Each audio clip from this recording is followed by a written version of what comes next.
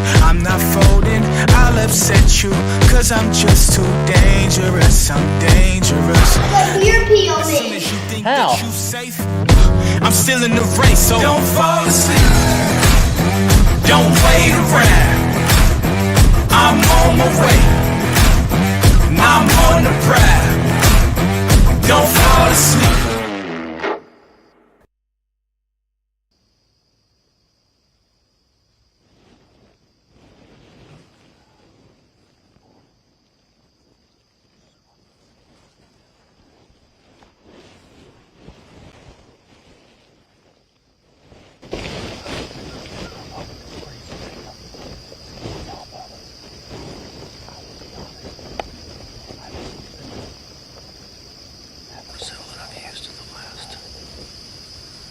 Year in Iowa, so I couldn't even find it this morning. The results are in Georgia, where you usually need them.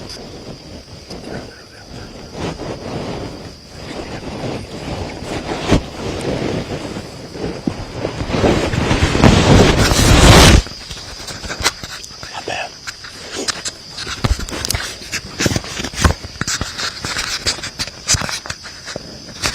I just want to lose this mic on the way in, so I didn't have it up top. Walked in this trail. Right here, I would say it's a little intrusive. It's a little intrusive, maybe. It was a little intrusive, this spot. Not bad, but we're right off the road. So, we parked on the dirt road, walked in here about 100, 200 yards. We're in this ridge right here. I killed a deer here 5 years ago, I think. Deer I call the immigrant right here. 160s type 10-pointer with some kickers. Okay. Keep talking. I lost this phone call. Just keep talking.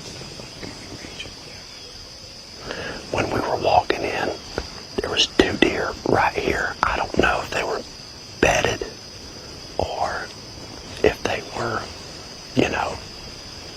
walking through. But it's one of those spots that you can get in, you can shoot a doe in October. There's really not a deer in here that I know of that I would even shoot. It's more of just a transition. This is like a 40-acre block here that we burnt last spring, 2 springs ago. And we did a lot of TSI in here. We did a lot of TSI in here the last year. Done some stuff through the state.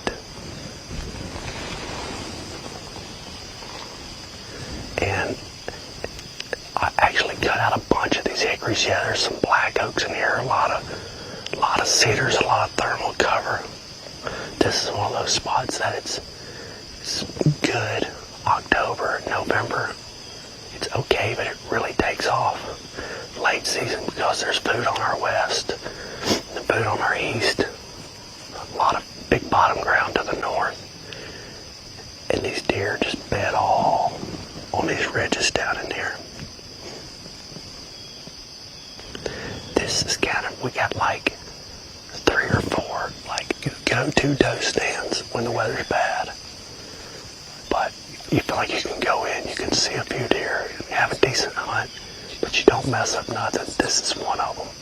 We got Doe Hill, which is about 300 yards to our west. It's 2 ridges over, and it's got a few acorns in there. We might have should have went in there just for the fact that there's acorns alone. But David's sitting in a bunch of white oaks, so if there's any deer in acorns, that'll be him.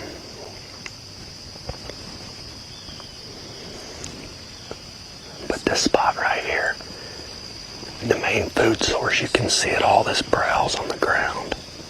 From the TSI and the burning, it is just a plethora of natives and just a ton of browse.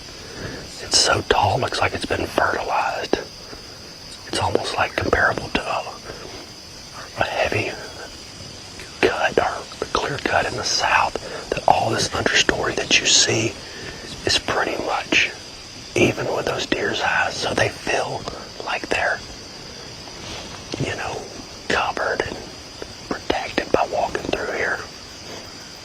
2 years ago, Dave had a really good hunt late October near. It seemed like 12 to 15 bucks. I don't remember what he seen. He was actually in the stand. Sorry, I'm still getting over whatever I had. There's a stand right there he encountered and almost got a shot at the deer I killed 2 years ago. Gosh, what is that deer's name? Not Minden, I forget. But real massive 10-point. I end up shooting late season with my bow in a field about 300 yards from here. I'll think of that name shortly. My memory's already terrible, but early in the morning, it's almost non-existent.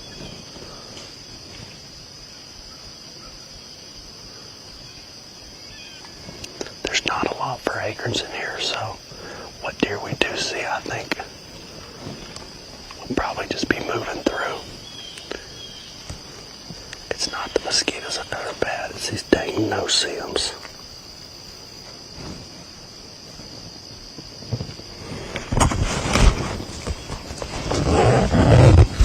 One thing I like to do when I'm going,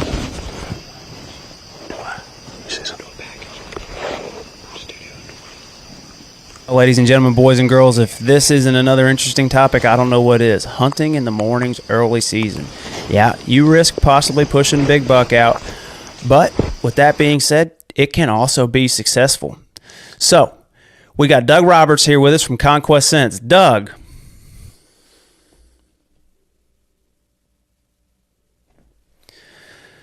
All right, ladies and gentlemen, boys and girls, we know that hunting in the mornings, early season can be a sensitive topic. You risk pushing big bucks. So we've got Doug Roberts here with us from Conquest Scents. Doug, what's your opinion? Do you think that hunting mornings in early season is detrimental? Is it something that could help you out? Are you 50-50 on it? What's your opinion here? I mean, you watch these deer all the time. That's a good question. I can give you my own personal feelings on that. I don't mind hunting mornings, but there's a couple things that have to fall in place in order for me to hunt a morning. First of all, I'm going to go in with night vision, and I'm going to check the fields and the food plots that are around where I want to go hunt. And if they're out and they're in there, I got to back out. I just can't hunt.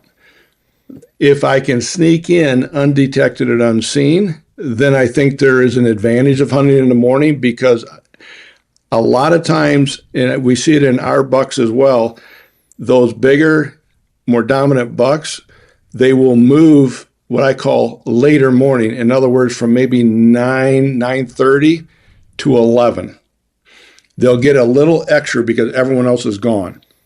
They don't want to be around other people. So they've been out, they're going in, and now they're coming back out. Then they're going to go back in and bed down for that afternoon, probably get back up, I would guess, probably around 1 o'clock for a short period.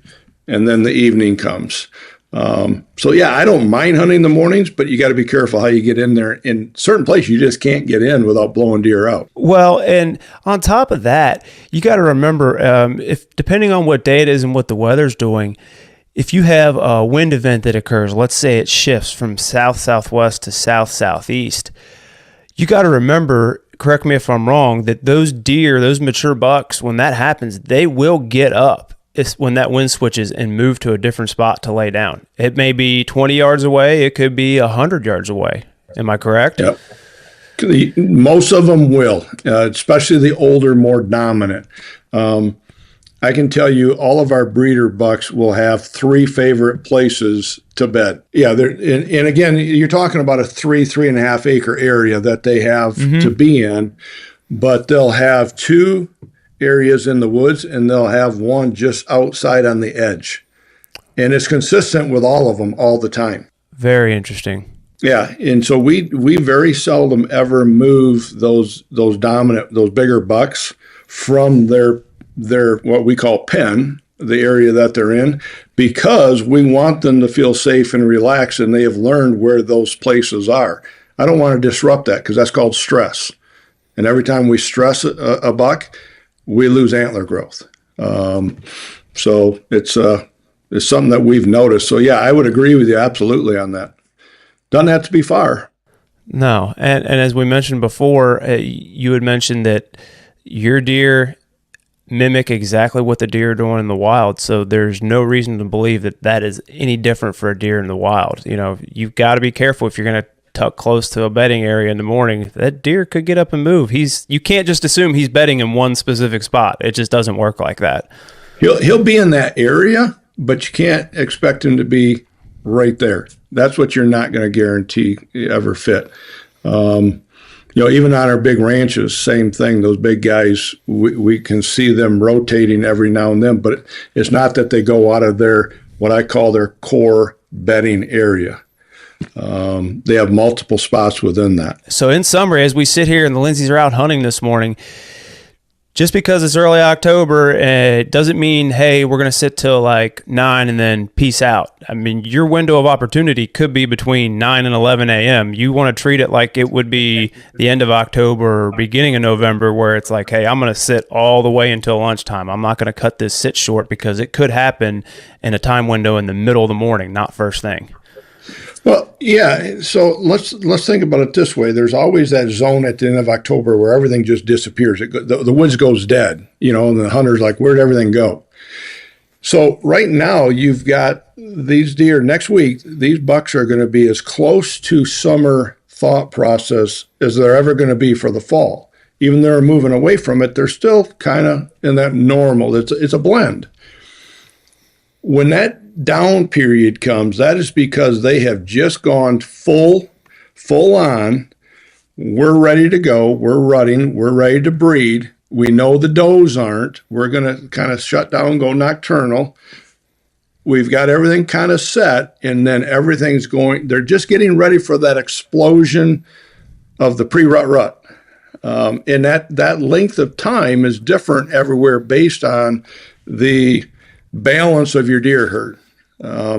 Where Lindsey's are at, their deer herd is very mature and it's very well balanced, buck to doe ratio. I mean, Iowa's very good. There's a lot of states. Michigan, we got way too many deer, way too many young stuff, way too many does. So it's unbalanced. So it's not going to be as effective here as it is where they're going to be at. But those are all factors. Yep. And every factor you can get in your favor counts when you're talking about hunting a mature deer. Yep. All right, Doug. Well, thank you for your time this morning. Let's see what these boys can get done from the tree here in Iowa.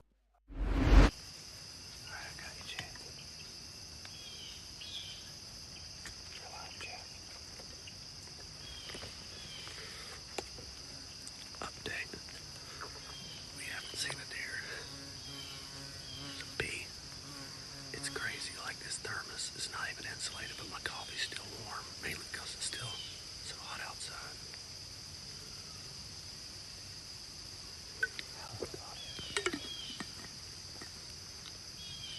We haven't even seen a squirrel. Tell you what we might see today, though, is some turkeys. They roost a lot of times that ridge right over to the west here.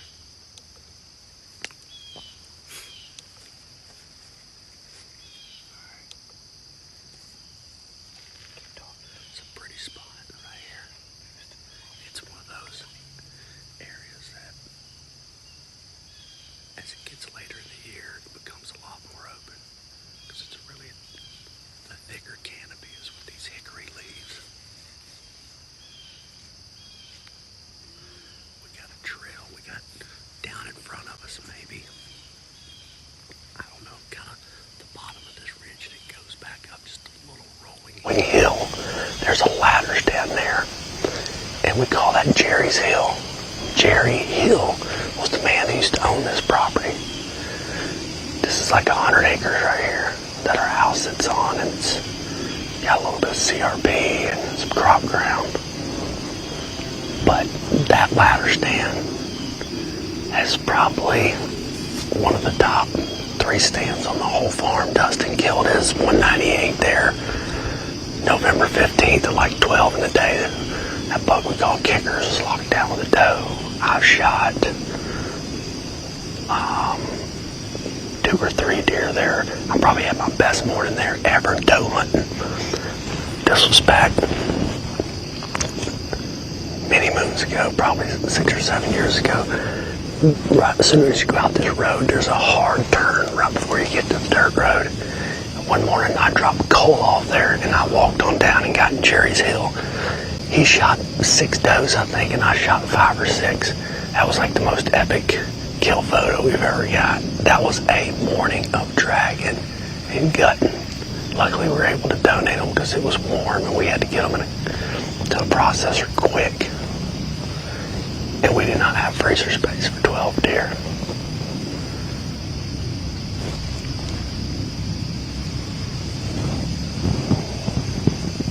I gotta rely on Clayton here to not only make sure my audio is good, but also watch my backside here in case a deer tries to slip up.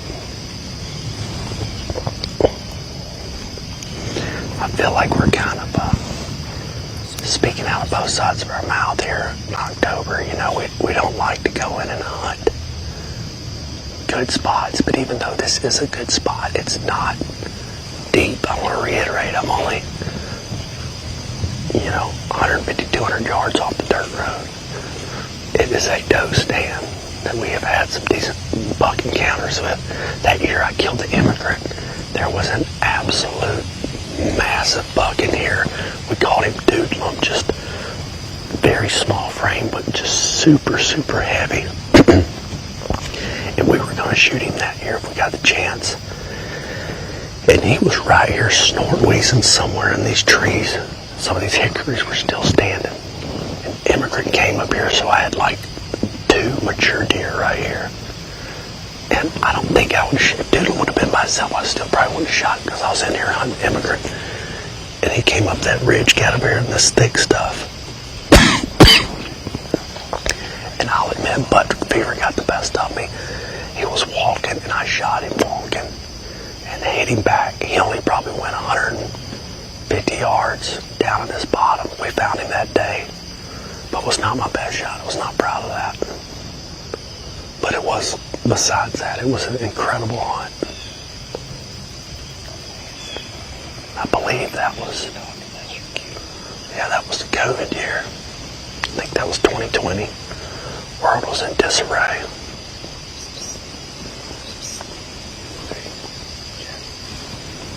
With the Lindseys, they got a lot of fields planted in food. But with it being early October, one of the biggest ones you can hunt over for good attraction, it's a nice, beautiful green field, is clover. And there's none other better to talk about that than Bobby Cole.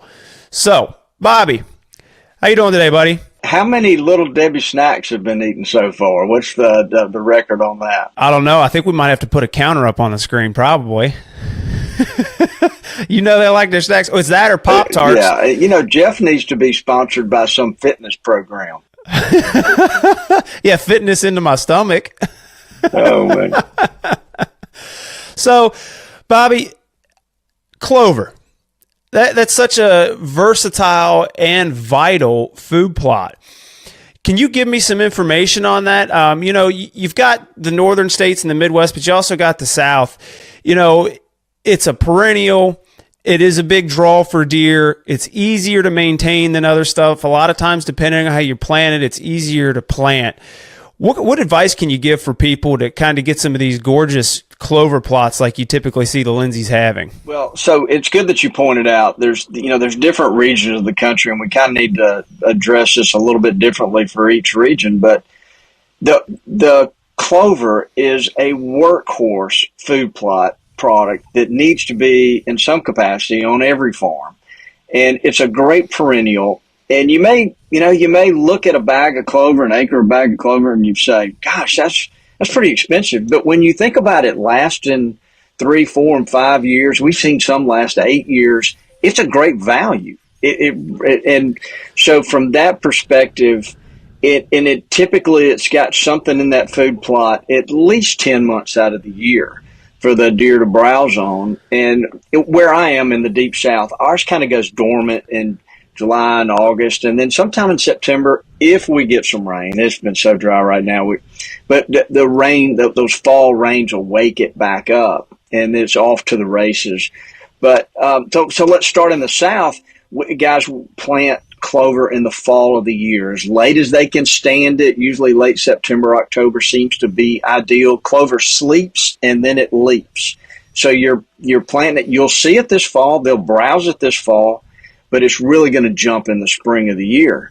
Now, guys, where in the middle of the country, the Midwest, and they can grow the best clover in the Midwest, the Missouri, Iowa, through Illinois. We get so jealous their clover looks so good. But they can kind of do an either or. They can frost seed or plant in the spring, prepare a seed bed and plant in spring, or they can plant, I wouldn't call it fall, it would be late summer, around the early August.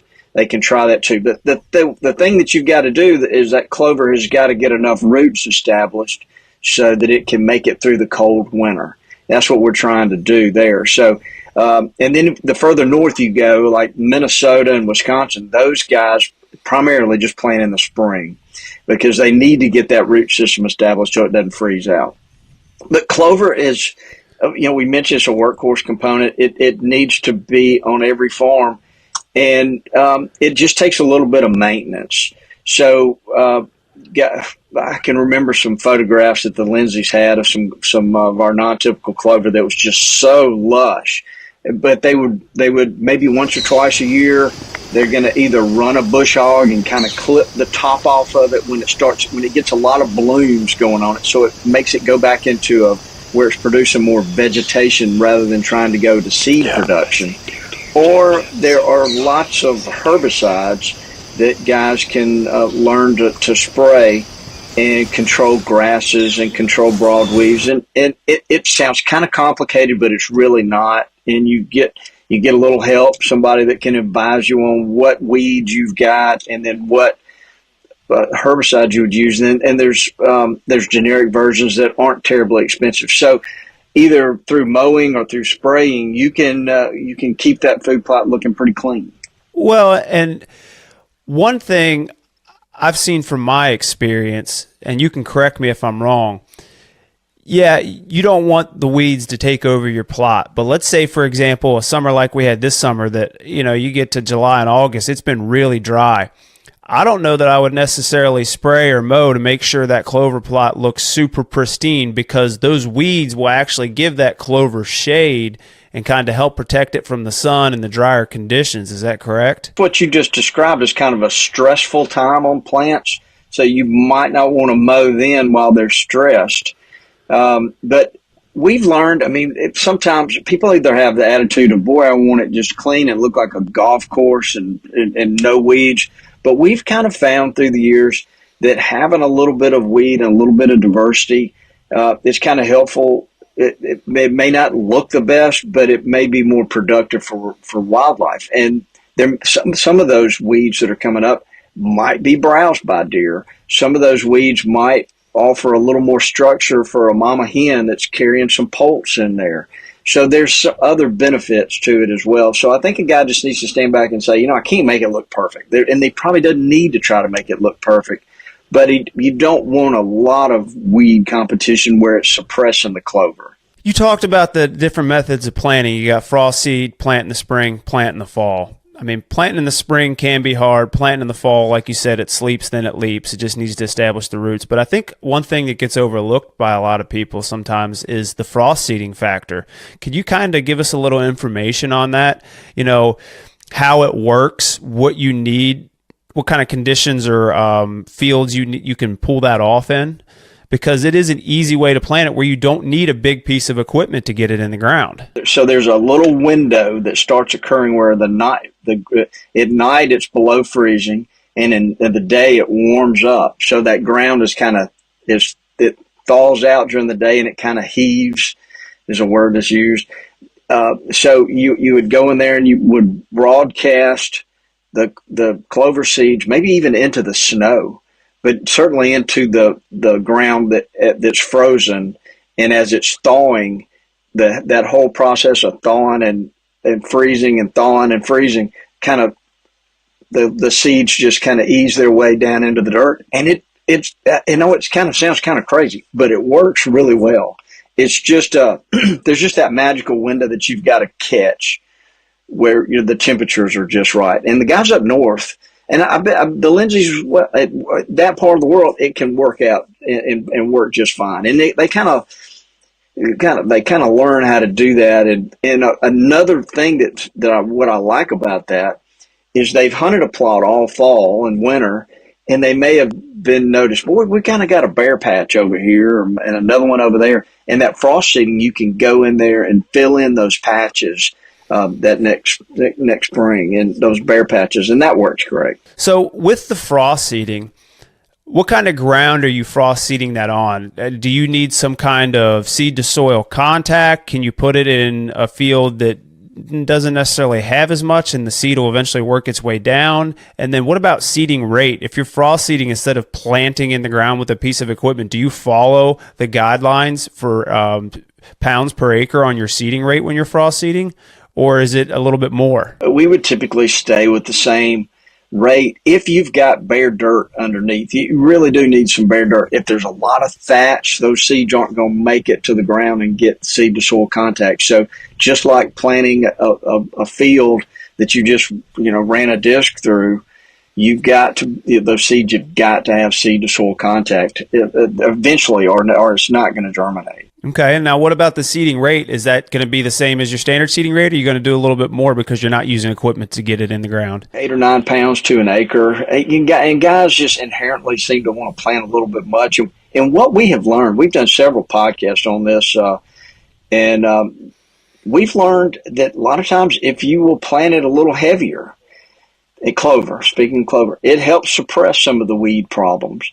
So we are seeing some guys start to plant their clover a little bit heavier just for that reason, that it just kind of overwhelms some of the weeds and suppresses them. What's your preferred window for planting in the South? Is it the spring or is it the fall? Because frost seeding is not really an option in the South. Specifically talking about clover, it's fall. And it's not a, look, guys, sometimes when Labor Day comes, they think, well, that's the starting point of trying to get food plots in the ground. If you've got rain, if you've got moisture in the ground, if you've got rain on the horizon and more rain on the horizon, you might could get away with planting early September. But more than likely, you probably need to push that on closer to October, specifically for clover, because what you don't want, and this can happen, is these seeds are really, really small, and if you got a rain and they germinated, and you've got that little green 5 o'clock shadow across the plot, and then you go a month without another rain, it can really stress them and burn them up. So you need those things. You need those seeds to germinate and start getting consistent rainfall, and that just helps everything. That makes everything work so much better.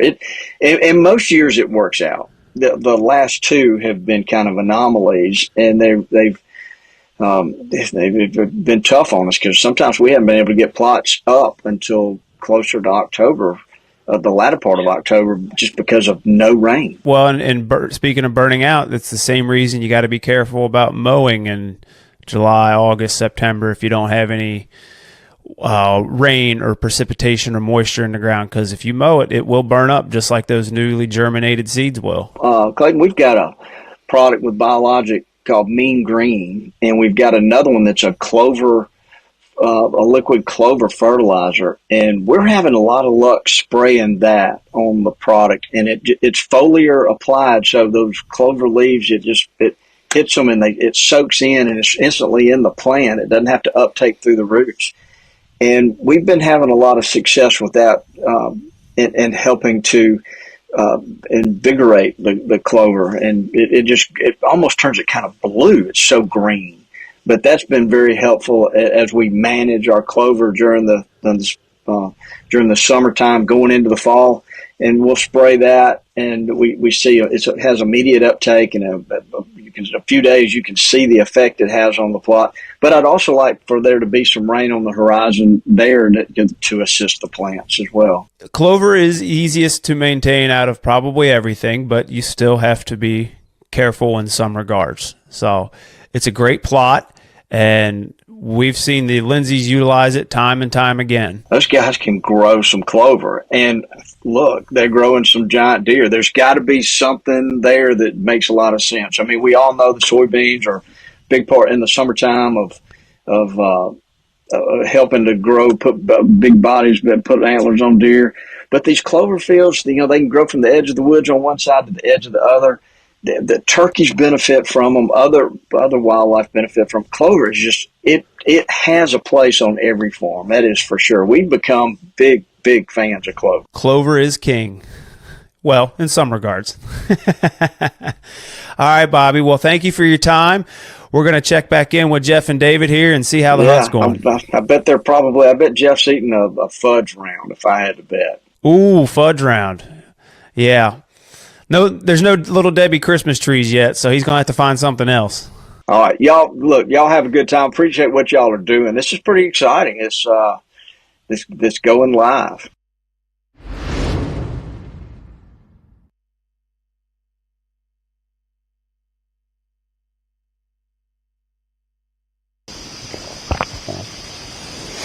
Update. No deers. Haven't seen anything.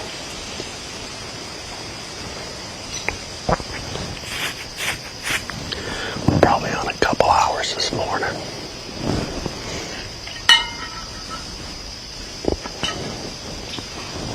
I don't even 100% know where I'm going tonight. I thought I knew yesterday. But I think I'm going to save that spot for tomorrow. Just because it's going to be a little. Tomorrow will be a little better. What have we here? That's a stump.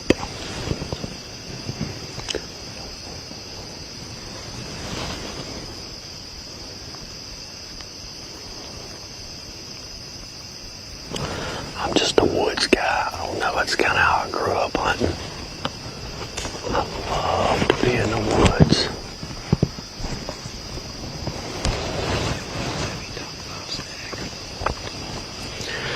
Y'all probably wondering what I brought for snack this morning. I actually have some snacks left over from last night. I got some sunflower seeds and a tangerine left over from last night. But this morning, my dad picked up some Casey's donuts a couple days ago, and when I walked in the kitchen this morning, one of those apple fritters was cut right in half like it was just speaking to me. I was like, "You're going with me, bud."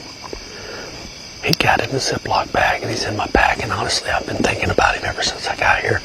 Also got a banana to even things out. And I am kind of hungry.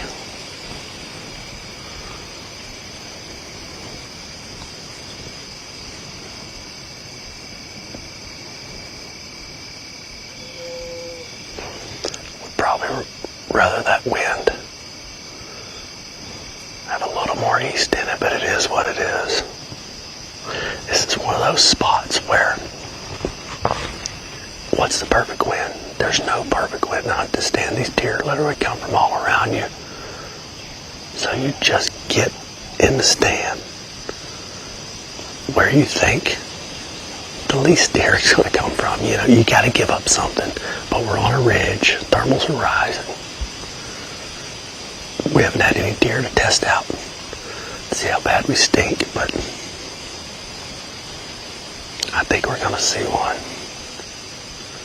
It's asking a lot. If I was hunting Georgia in the morning in September, I probably wouldn't go unless it was in the 50s. But it's deer season in Iowa, and I'm already going to be up. I can either sit around, do some work, play on my phone or something on a Saturday morning, or get in a tree stand. And I chose to get in a tree stand this morning.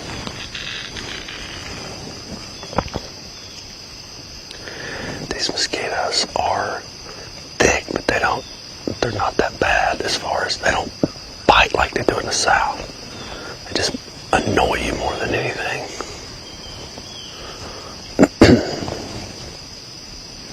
I got this sun coming up over my right shoulder, and I can hardly look over there without just being blinded.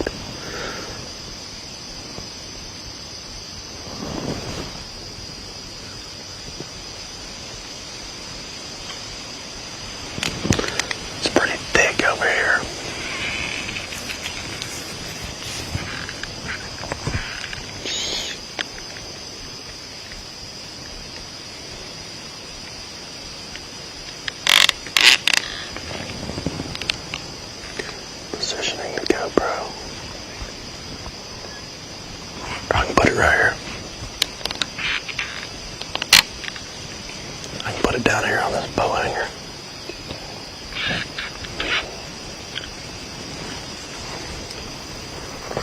Or right here.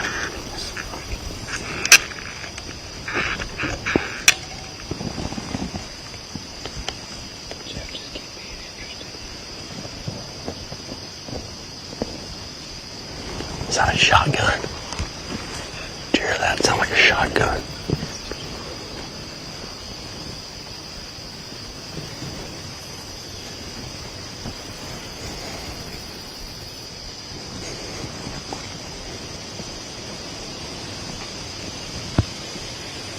Of course, dummy me didn't bring any gloves.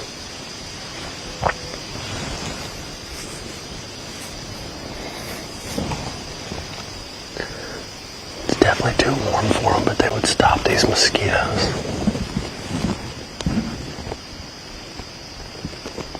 That's why you want to shoot a deer so you can get out the mosquitoes. Nah.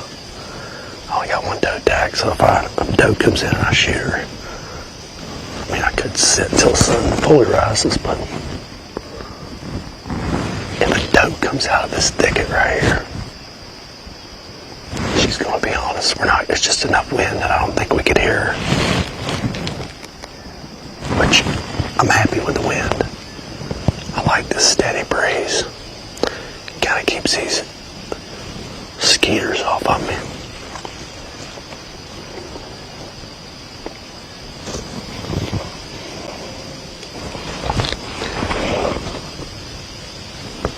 I mean, everything in here is pretty much top pin. By the time you get out to 40 yards, there's just sticks and limbs that it would be just not worth it unless he's right down this lane. He or she is right down this lane. Those two cedars right there, 50 yards. These are range-finding binoculars. If you're curious to why I don't have a rangefinder on me. They're a little heavier. But they sit nicely in here. And I don't have to worry about a rangefinder, because a lot of times a deer's coming in and trying to figure out who he is or judge him, or I don't have time to go back and forth between the two.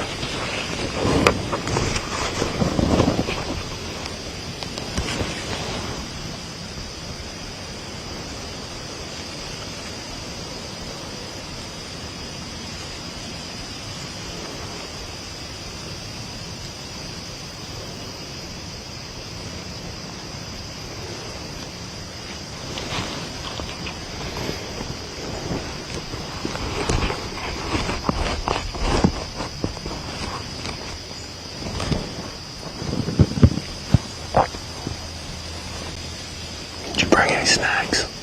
No. You're counting on me. Too short of Shoot, what you talking about, man? We're pulling all day set. It's October 4th. This is good. I'm Mr. Diabetic. I can't have all them sugary snacks y'all eat. I don't eat much sugary snacks. Now, the one I got this morning is sugary. What are you talking about? You're Mr. Little Debbie. What I don't like doing is putting this creamer in my coffee. It's got all this sugar in it, but dang, it's hard to drink without it.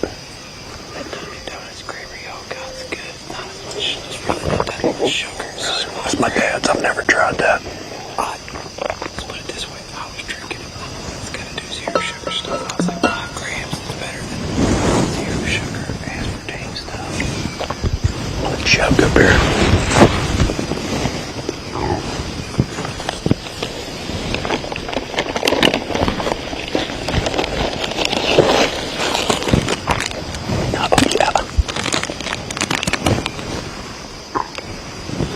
Still fresh, still kind of soft.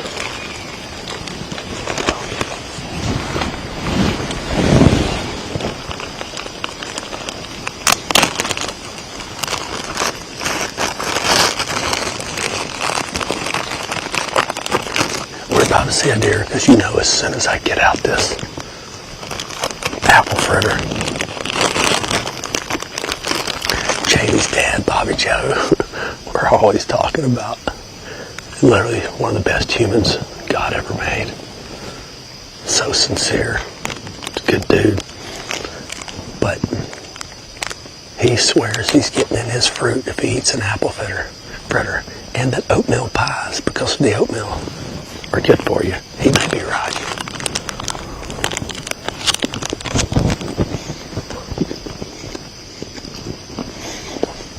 Tastes like it's 2 days old, and it is.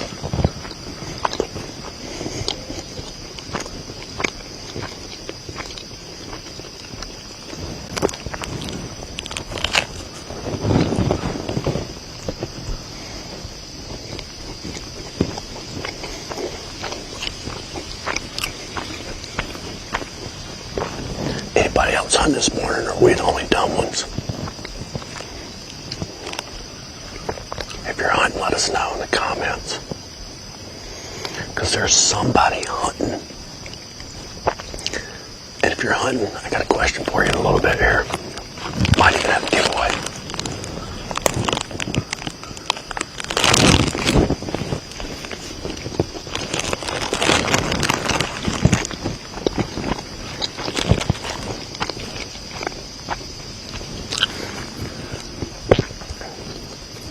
These contacts are blurry.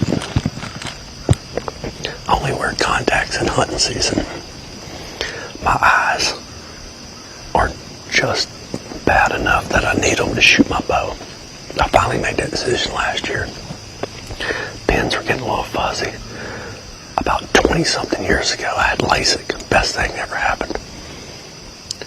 I got away from contacts that I'd wore for 10 years. And it was great. And they told me once you get 40, your eyes start fading up close. Well, honestly, that never really happened. I can still see up close. I can still tie fish knots, all that. No problem reading. But my right eye started to fade. And I didn't really notice it unless it was kind of at night. I was shooting my bow. And the target would be a little fuzzy. And then when it got with the pins were kind of fuzzy and blurred together, I was like, I started losing confidence with my stick and string. I was like, I got to do something.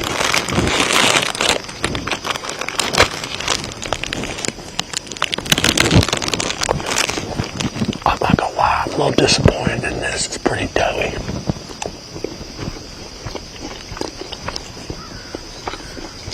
Did David see anything?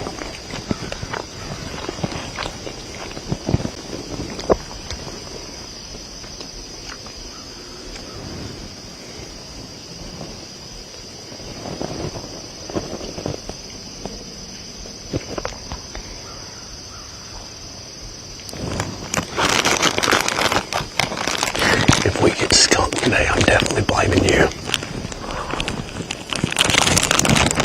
You're good luck, may only work in Illinois. We set ourselves up to crush the record. Let's go on when it's 90 degrees on the 1st of October. What's it, 68 degrees this morning?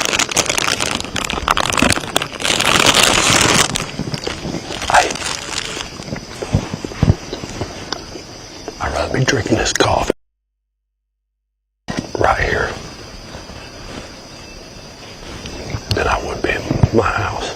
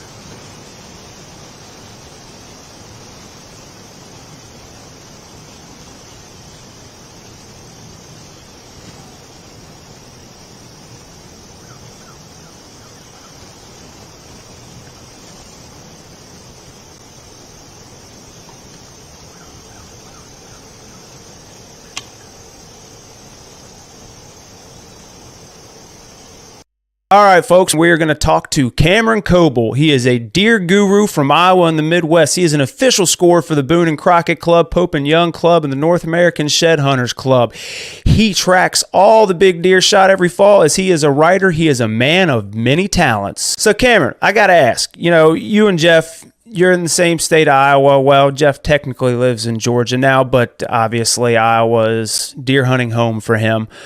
But with y'all's shared love for giant deer, do you have any specific deer over the course of history in that land of giants in Iowa, like a specific deer that stands out that you remember and why? Yeah, the number one typical that stands out for me, and it's actually the number two typical in Iowa now. Overall, any weapons, the Wayne Bills buck. That deer is just a epitome of a giant, clean, typical 10. I mean, it's 23 inches inside.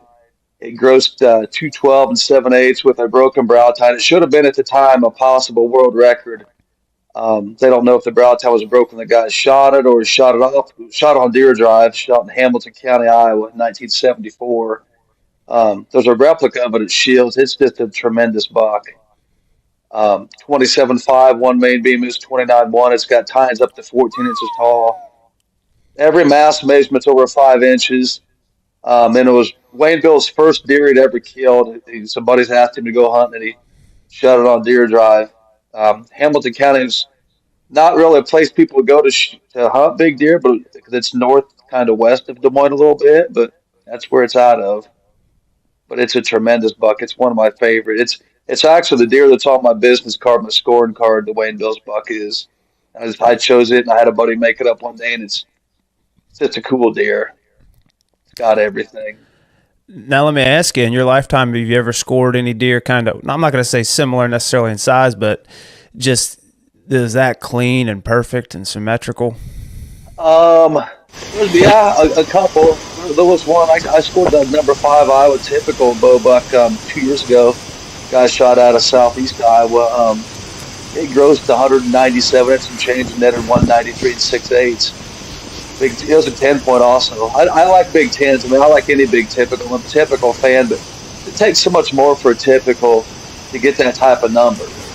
I mean, right. Like the Jordan buck out of Wisconsin's a 10, and it nets 206 and 8. So the big 10s, it just takes so much more. Another deer that's out of Iowa, it's always a show favorite when it's at the Iowa Deer Classic, is the Mark Lewis buck out of Southwest Iowa, shot in 2008. And I've held that rack, and I've met Mark Lewis, and that deer is just tremendous. It's got like giant bases on it, big clean 10. That's 194 and 3/8. That's a real special deer. Everybody, when they go to Iowa Deer Classic and the deer's there, they flock to that one. It's a showstopper for sure. It's a tremendous buck. Yeah. Now, let me ask you this. Since you are an official scorer, you might know the answer to this question better than anybody. Everyone likes to, field judge deer, and a lot of times you can see a frame, you're like, yeah, that deer's 170, Yeah. Is there a specific characteristic of the rack that will sneak up on you and could take a 170 or 180 inch deer and push him that extra 5 or 10 inches to get him to the next, we'll call it 10-inch range? Like for me, I usually say mass, but you might know different. I would say probably the biggest hidden measurement, even seeing pictures of deer or deer on the wall or even deer in your hands, but then in the wild, it's got to be main beams. It's kind of hard to judge a main beam just because some of them curl around and they sweep around good. I would say if you want a high-scoring deer, 25 inches on each side is a good number because 2 measurements, you're already halfway to 100. So if he has 25-inch beams and up, you're on your way. I mean, that's a good main beam. I've measured a handful of deer with 30-inch main beams, which is crazy. A lot of the big ones have between 26 and 28. The real big ones do. But I measured a couple. The number 2 Iowa bow typical I scored a couple years ago. It had 30-inch beams. I remember I measured the first time I measured that deer. Well, the only time I measured it, but the first time I measured the one beam, it was like 30 and 3/8 or 30 and 4/8. And I measured that beam 4 times because I couldn't believe it was 30 inches. I said, there ain't no way. So I measured it again, and I don't do that unless I don't feel good that the cable ain't moving, or sometimes I have to tape it. But I'd say main beams though are the biggest. Then probably followed by mass, because you can see if Just as far as visual. But if you want a high score under time length, nothing beats time length. A lot of tall tines. Probably in order of high score, it goes time length, then beam length. The top two for scoring high. Spread really means nothing. It's one measurement. So I mean, it's Right. nice to have, but it's one measurement. Well, and the mass just adds up. It's the one thing Makes them people, I look think, bigger. that It makes a don't deer look account for it big. as much. Yeah. Yeah, I've seen deer with, I mean, tines that are this big around, and you don't get nothing for it, but they look awesome. They just got dowel stick rod tines, and they look awesome. That Mark Lewis deer out of Southwest Iowa was telling you about, it's really massive and got big bases, and that deer, it just looks big because it is big. I mean, it's a Right. giant 10 point. Yeah. Like for me, you always pick something on that deer's head or facial features that you know is kind of like a standard measurement that you can stack up against the antlers, right? Well, the main beams, like you're talking about, the only thing you can really do that with is, do those main beams go out past his nose, right? Or like, how wide is he outside the ears? But that's still more spread than anything, right? But mass, you've got the circumference of of its ear, right? You can stack it up to that. So It's hard. It's hard to get a deer over 50 inches of mass. I've only scored a few. Man, I only think maybe I know I scored one this spring. We haven't found out if it's a deadhead or 100 kill, but it had 50 inches of mass, and it's hard to get a deer with 50 inches of mass. It's easier to get 50 inches out of two measurements main beams. That's why main beams are more important, I feel, than mass. that's a good way to Mass put it. I does didn't think help. about that. Mass does help. The eight takes 8 times. You get 8 measurements for mass. Two measurements, you can get 50. So, Yeah. and a lot of them bigger deer usually have 25-inch beams. Most of them do. I scored a big one out of um, just north of where I live here last year. A guy called me like the first October. I was like, you can't be serious. The guy's already got a deer to scored, and he did. And I went and scored it, and because he told me what him and his buddies got, they sat around and drank beer. And I'm like, oh, you sure? And they said, this is what we got. I said, well, I'll be up. You only live like 20 minutes away, but it had 20-inch main beams. It grossed 237 with 20-inch beams. That's crazy, man. That's So insane. sometimes if they have one thing, they're going to have the other to make up for that loss. If that deer had longer beams, it would obviously score higher. But Yeah. 20-inch beams is really short for a deer of that caliber. Yeah, it's funny. I got a buddy of mine. He shot a giant 8 in Kentucky, 3:50 in the Yeah. afternoon, a week ago, and Yeah. he scored it. No one believed him when he scored it at mid 160s. Everyone said 140, getting throttled online. 4 different people after that scored it. The taxidermist scored it, and it's still above 160. And then the taxidermist awesome. set it next to a 145-inch, like 8 or 10 that he already perspective. had in the shop, and you can tell. It's like, Yeah. whoa. Yeah. I run into that all the time, but anymore, and I probably made a mistake doing that years ago. I would judge stuff before I seen it in person. I said, man, this it could be a bad picture. I tell people, I said, to take it with a grain of salt, because until you see it or really know, then you just don't know. Yeah. Sometimes, like I said, they're just bad pictures. I've seen some deer that I swore were never as big as what they were. Then you see them in person, and you're like, oh my gosh, it's a lot bigger than I thought. Yep. Yes, it is. Now, you mentioned you're a typical guy, and that was your favorite deer that was a typical. You have a favorite that was Yeah. a non-typical? Out of Iowa, Yeah. um, I would have to say on the non-typical side overall, just because I've held the rack and it's got a big frame on it. That's the state record non-typical Derek Seek bucket, and that's 288. It's got a 200-inch net typical frame though. Shot up in northeast Iowa. It's a tremendous buck. Really big deer. There's a couple that come to mind, but that one really stands out. And I know, well, let me take that back. That's on the bow side. A deer that nobody can ignore. That's not a big tip, not a big scoring deer by any means, and that's 232, gross 244. That's the Hattie Pack buck. Everybody knows the Hattie Pack buck. That deer looks fake. I've said it to people for years. I say, if you go to the Iowa Deer Show and that deer's there and they have all the deer lined up on that Hall of Fame wall, you could take 100 people from off the street that know nothing about deer and walk them through there, and 99 of the 100 would point to that Hattie Pack buck and say, that's the biggest deer on this wall. That deer is special. That Hattie Pack is. It's got everything. It's a humongous deer. Yeah. Yeah. All right, well, I got one last question for you. Can you trust Jeff and David Lindsey when they score their deer? Are they going to be plus or minus 20 inches or plus or minus 2 inches? They're going to be close. I've always said that scoring's not really hard.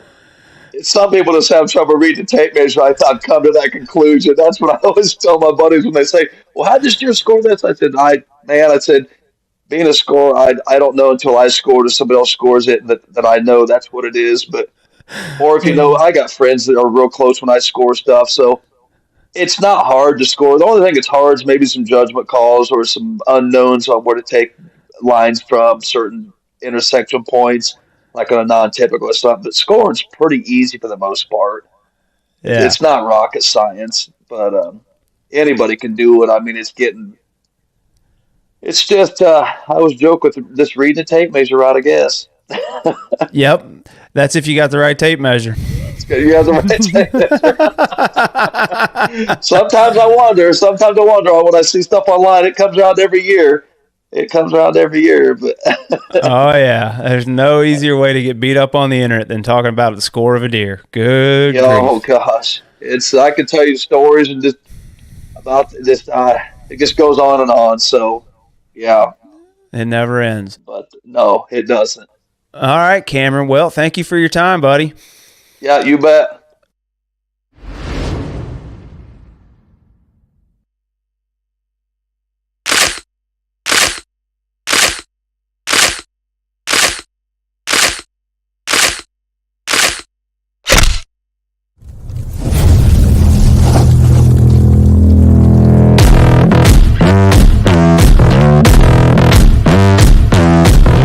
Wide open, darkness closing, just stay focused, I'm not folding, I'll upset you, cause I'm just too dangerous, I'm dangerous. As soon as you think that you safe, I'm still in the race, so don't fall asleep, don't wait around, I'm on my way, I'm on the prowl, don't fall asleep.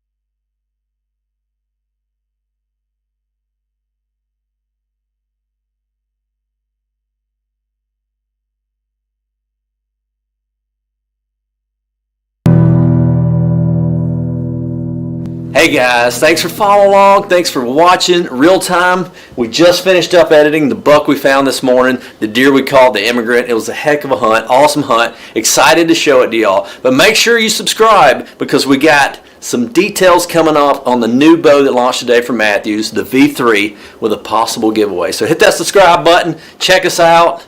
Let's get Max back to work.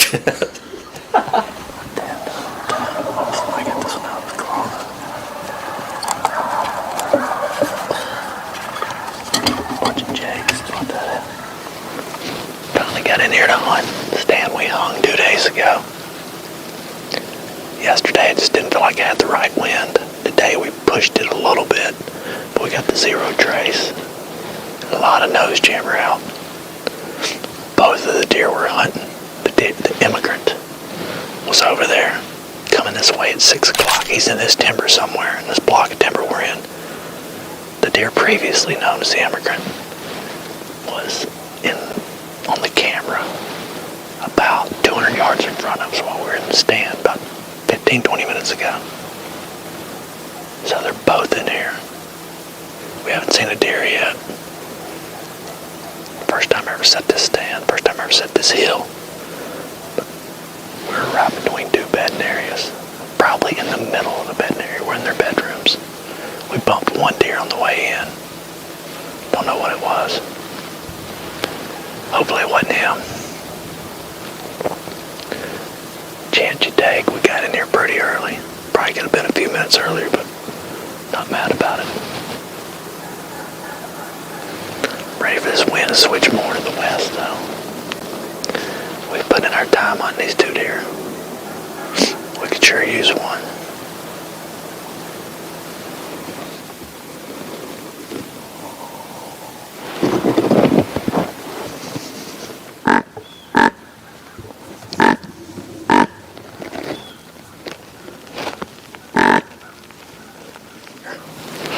Right here. It's not our buck, though.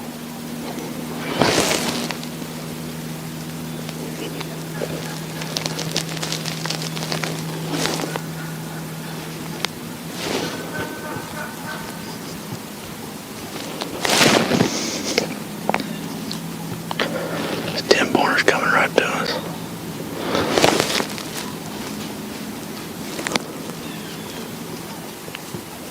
There he is, right out front, right out front. He's just standing there. He's just looking down the ridge. Watch it. Hold up, hold up. We got bucks coming to our left. Little bucks, bunches of them. Yeah. Can you see him?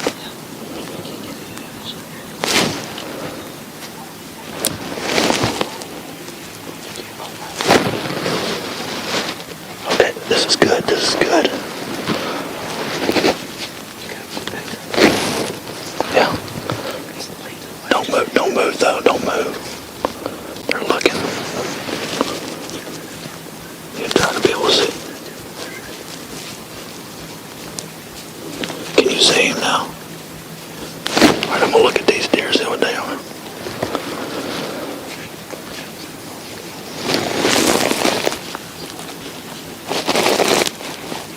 Spike.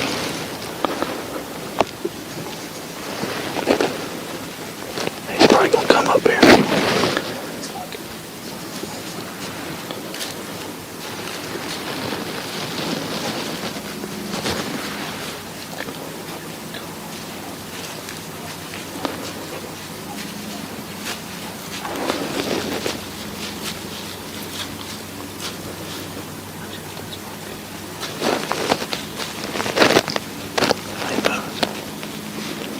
Alright, here he comes, here he comes.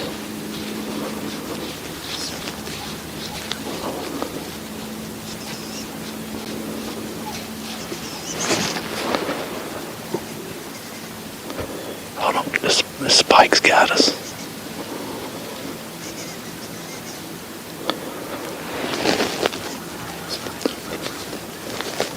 Where's he at, you see?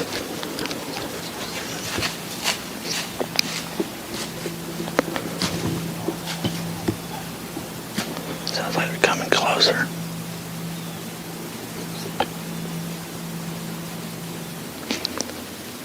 Alright, here he comes. He's coming up the road. He's coming up the road right there to the right. Hold up, he's chasing that little buck off. Here he comes back, right here, right here, right here. He's gonna come across this road.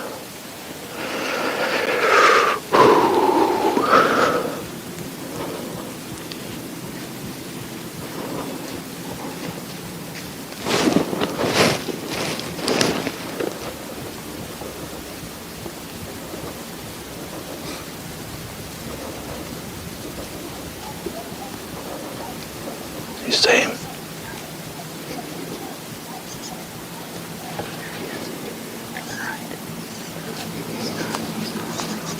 Okay.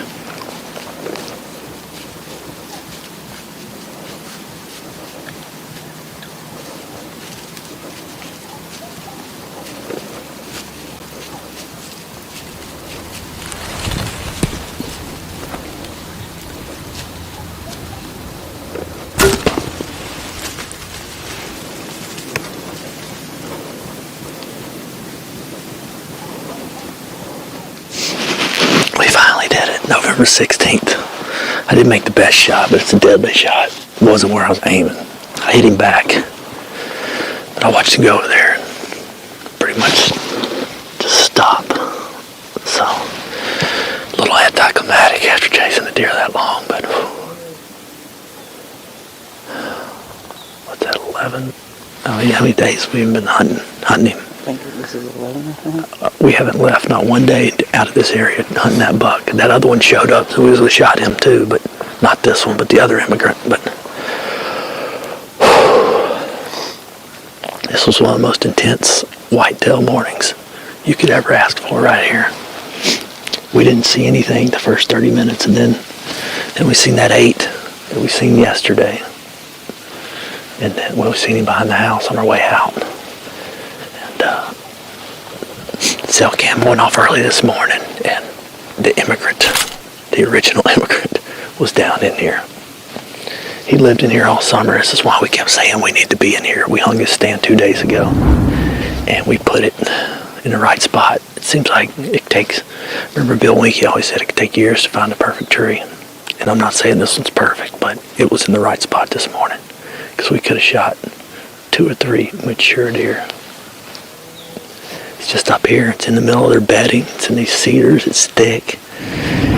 And I knew both deer were in these woods somewhere, and they were cruising. We had them on camera last night doing that. So after we wouldn't see anything, I just started just grunting. Just kept soft grunting. And then we had a little buck come up. Then we could see him down there, and he's just taking his time. And these bucks right here just started coming, and I knew that was probably going to be the death of him, because he started easing up here, but he went in this thicket over here. Wasn't even going in that thicket for to get downwind of this other buck, maybe, because you're like he's going away. And then he just started easing right up. And I had about a 25-yard shot. He was walking, and he got to about in this other opening at 30. Just perfect. He was dead downwind when we shot him. It's gotta be one of the most pretty mornings of all time.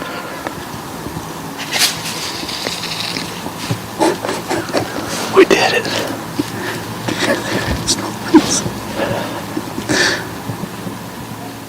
He's moving so slow in here.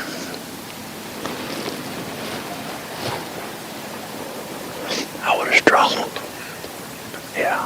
would have strongly considered that. He might hit this scrape right here.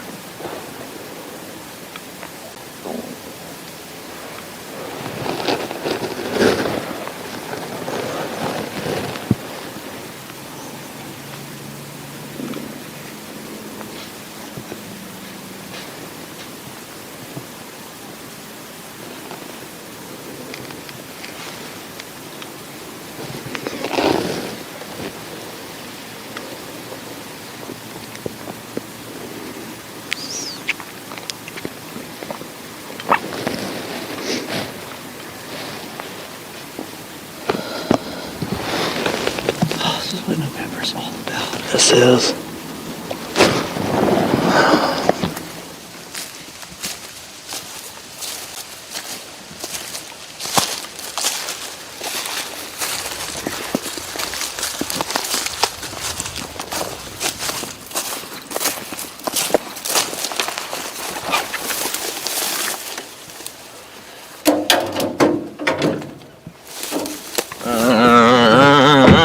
Wait till I get my money right.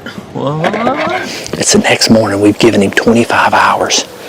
I've heard anywhere from 8 to 36. I felt like 24 would be ample time. We know he's dead. We just got to find him. We're going to go to where I shot, go get my arrow where I shot him, and just ease down there about 30, 40 yards where we last seen him. He should be in that creek bottom. That's what we're hoping. That crow might be telling us something.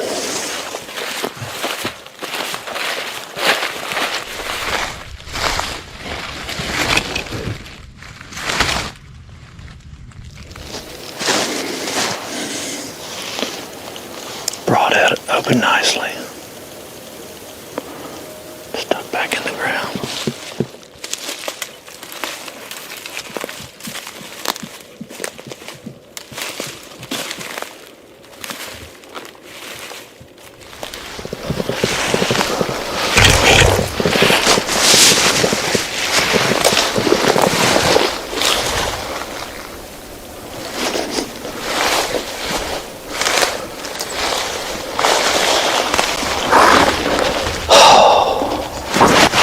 There he is. There he is. Right there, Ricky. Right where we thought he'd go. Thank you, Jesus.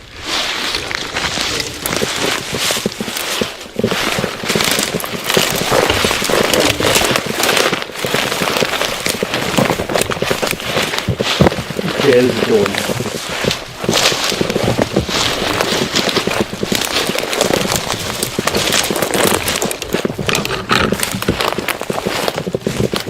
Doesn't look like the coyote's got it too bad. What a giant. That is a big body deer, dude. We knew, give him time, he'd be laying right there. He didn't go 125, 150, same as the last deer. That's a good sight. Yes!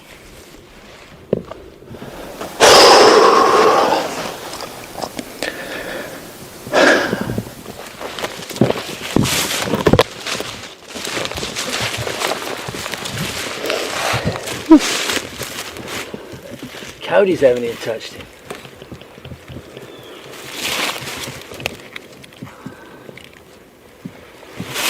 Look at this limb on his back. Oh man, he's been dead a while. Broke his brow. Well, here is the buck we have been hunting all of November.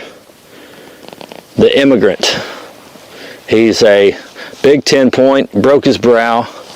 Yesterday morning, we got in there pretty early. We had a southwest wind, not the perfect wind for that stand, but we had confidence in that spot. We kept hunting down here in Jerry's Hill, and it's just a proven rut spot, but it seemed like every time we had a ton of does, little bucks coming by us, but every mature deer would end up on the top of that hill near that bedding area. So 3 days ago, we went in there, we hung a lone wolf setup on top of that hill, and we knew if we got a good west wind, we could go in there and hunt. Well, we were supposed to have a west wind yesterday morning. Didn't happen. It was southwest. Not ideal. But I think Max was just tired of looking at Jerry's Hill, so he kind of pushed me.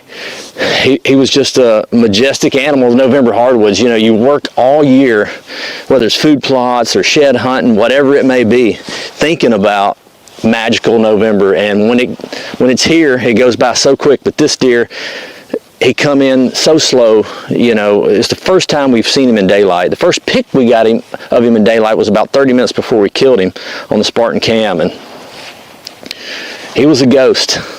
Just an awesome animal. Those 30 minutes where he came in was, I mean, just 30 minutes of complete mayhem. After I shot the deer, Max was just like, that's as good as it can get in November, that 15, 30 minutes that we experienced, and I would agree. It was a lot of fun. A lot of fun just killing a deer in his home turf, moving into his bedroom and whacking him, beating him at his game. That's what it's all about. Thank God for the white-tailed deer, though. They sure are a lot of fun, especially in November. Beautiful buck. Beautiful deer.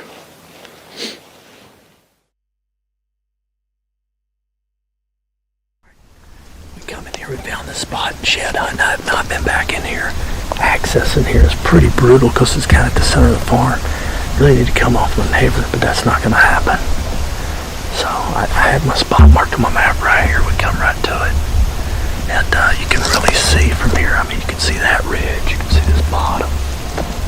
It's going to be one of those spots you're probably going to have to hang, adjust accordingly. But you know they're going to run this ridge. It pinches down right here on that fence to another ridge. So they're going to go back there too. It's so thick. I'd rather be up here. You can see them and call and rattle at them. Pick one of these white oaks and hop in, and there's a ton of sign on the ground. A ton of acres. But to pick the right tree the first time, I don't. This spot is awesome. You have to walk to hunt in here. You're going to have to walk forever. We brought the four in here, crossed over a couple ditches, but you won't obviously be able to do that when we're hunting. But you got a cornfield to the east, cornfield to the north, cornfield to the west, cornfield to the south. So no matter what way you're coming, you're going to lose from one side. You're going to bump it. But up on this ridge, there's already a ton of sign here. Now, the leaves are still in the trees, but you can see forever. You got this thick, heavily timbered piece. These bucks going to be working this downwind side. You got this road running up the middle. There's an old fence gap right here going in this cornfield. This spot's going to be dynamite. Looks like a deer over there. Acorns everywhere. Beautiful white oak ridge. Beautiful spot.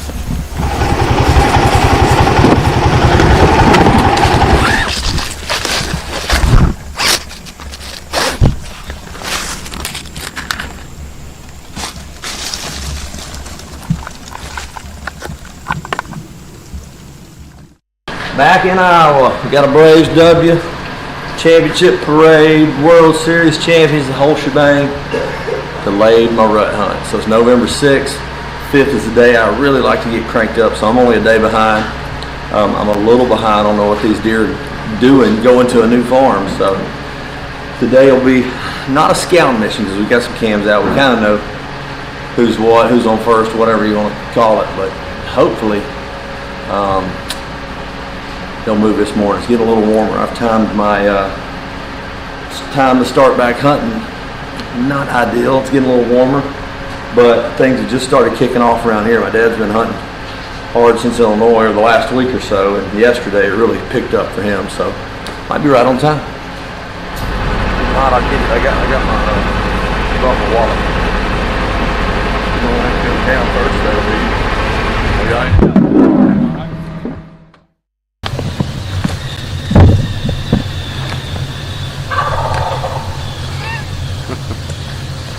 Sit down right here.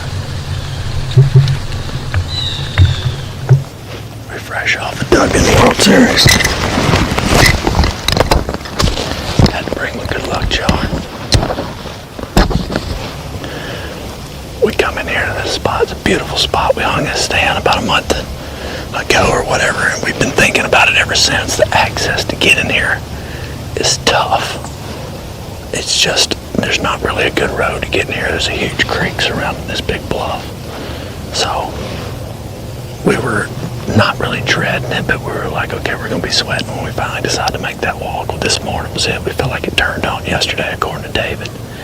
And we got in here, got a turkey gobbling right down the ridge, had a coyote come up while we were trying to climb up. So we felt like we got in here pretty dang quiet. We just mapped it out. We seen 3 bucks over here in this cut cornfield that about 700 yards away. 2 of them are pretty good deer. I couldn't see a doe. I think the other third deer was a spike or something, or a little buck. But all the corn is cut around this field. 10 days ago, that was not the situation. Or it was cut around this hill. We're just at a big ridge. We got cutovers on both sides of us. We got cornfields on literally all 4 sides of us. It's just a perfect picture, on paper. You can't get a better looking spot for November the 6th, but we'll see if the deer move. First hour or two has been pretty slow from all the reports I've been hearing, but picks up once the sun starts heating the ground up.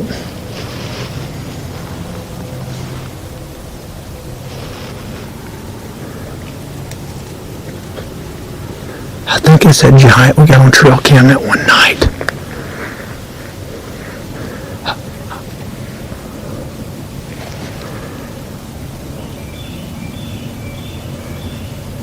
Oh my gosh. He's got a bunch of junk on his face. Does he? Okay, here he comes. Oh, he's coming this way.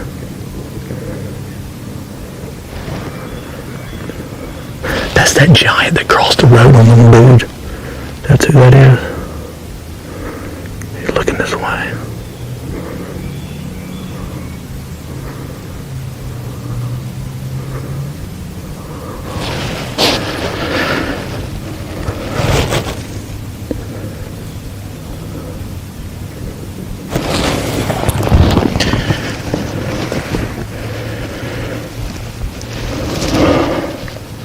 He's kind of going away now. Can you see him good? Can you see him?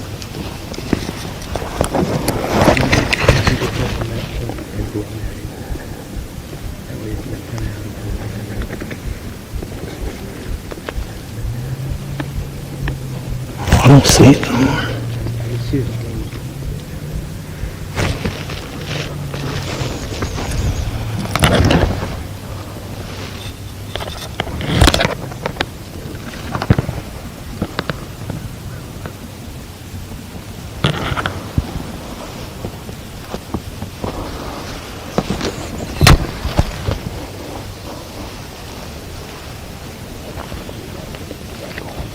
Do what? Alright, be real still.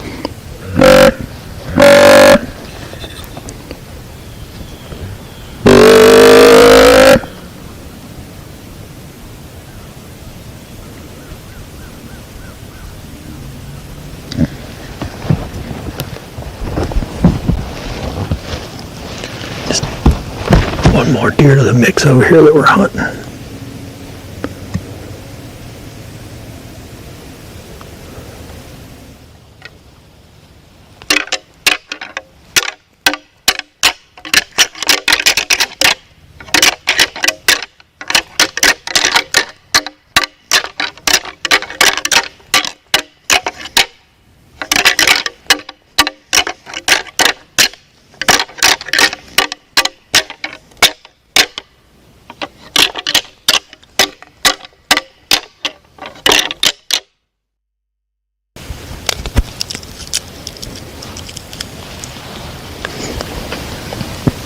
We moved this stand yesterday. We seen this big deer we call Jasmine.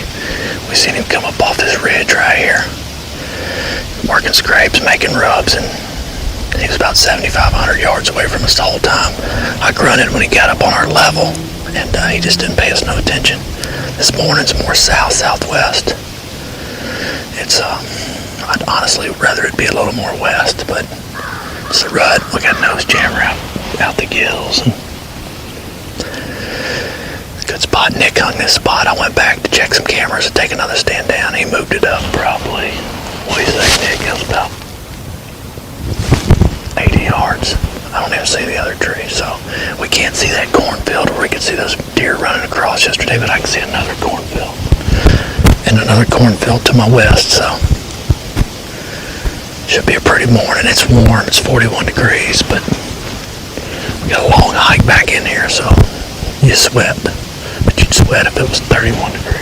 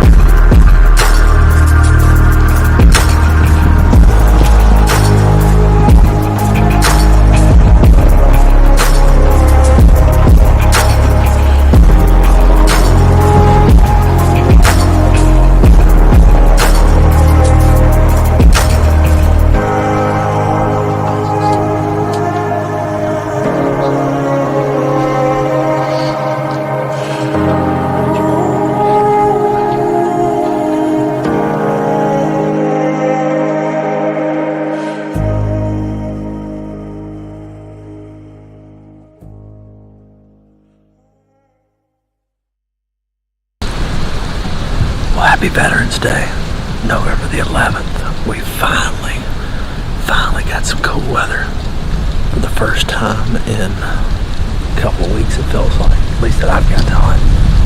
Like, we've set this ridge 4 times. This is the 3rd time in this stand. Oh, here she comes back. Here they come back. It's chopsticks. That's why we haven't been seeing any does. They can't even walk 10 yards without getting harassed. Right there. Well, we just seen the first 2 does that we couldn't kill with a bow, but now they're coming to us, so that theory's about to change. But we're in here hunting Jasmine. There you go. Could have whacked her right there. So that theory out the window.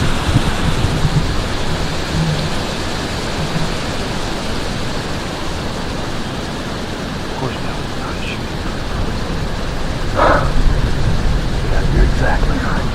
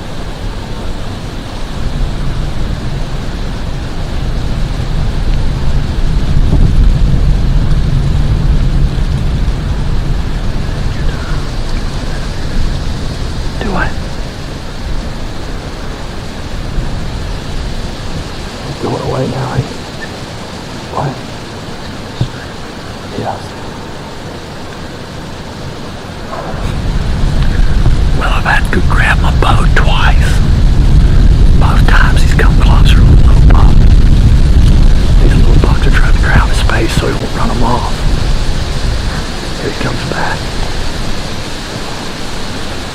Locked down with a doe in his ditch.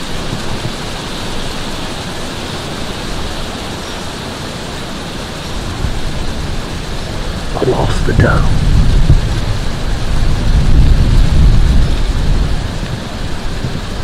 There's something down there with him. Is that his doe with him?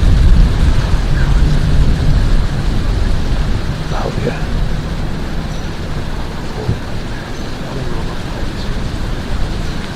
It might be his son.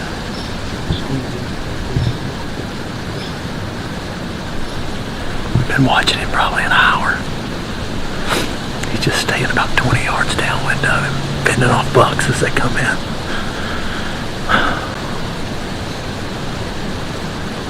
It's quite nerve-wracking, I'm not gonna lie. At least he's got one eye. Every time he looks up here, I get nervous. Alright, well, we've seen him for about 3 hours. Been watching him for 3 hours. The doe bedded down probably an hour and a half ago and just got up. The buck's just kind of hanging there with her. They're browsing around.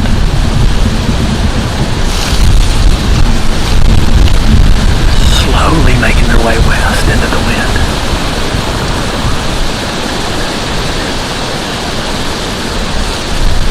What?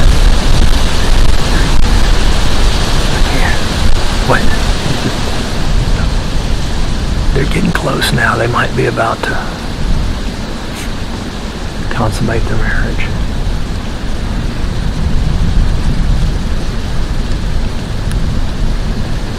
Our thought is that creek they're on right there is super steep, and the only place we've seen deer cross is right below, about 50 to 75 yards, or they got to go up this way about 100 yards west. So if they can go that way, they got to probably walk around this brush pile and give us about a 40-yard shot.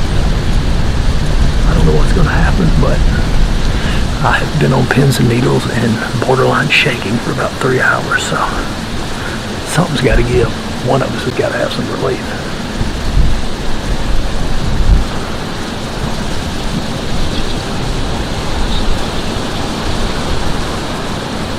He's just trying to slowly ease into it.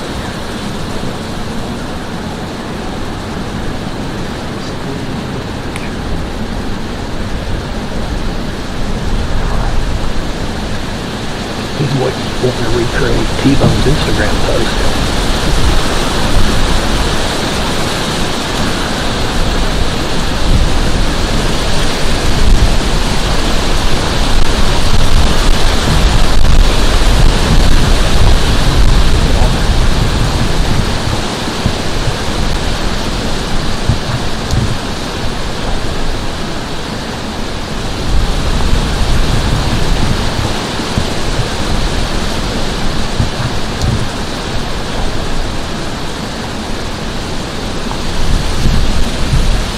Here comes the doe. There she comes right here.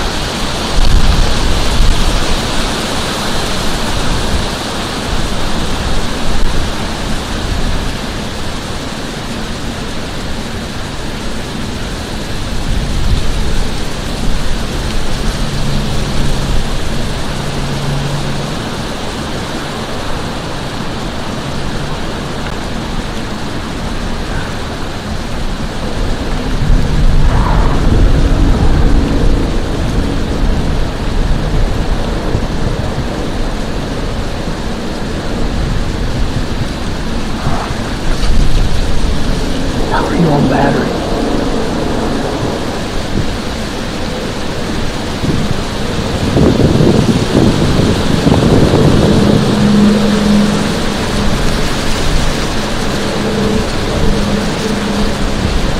Comes that little buck.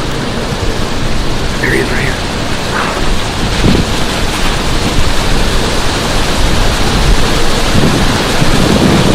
Matt? One? Yep.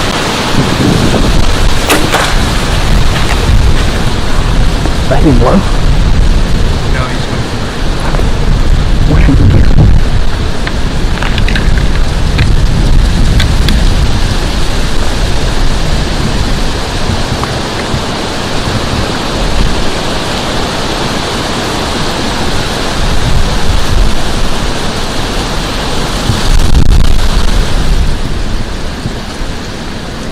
Let's hope it ain't that no man's land.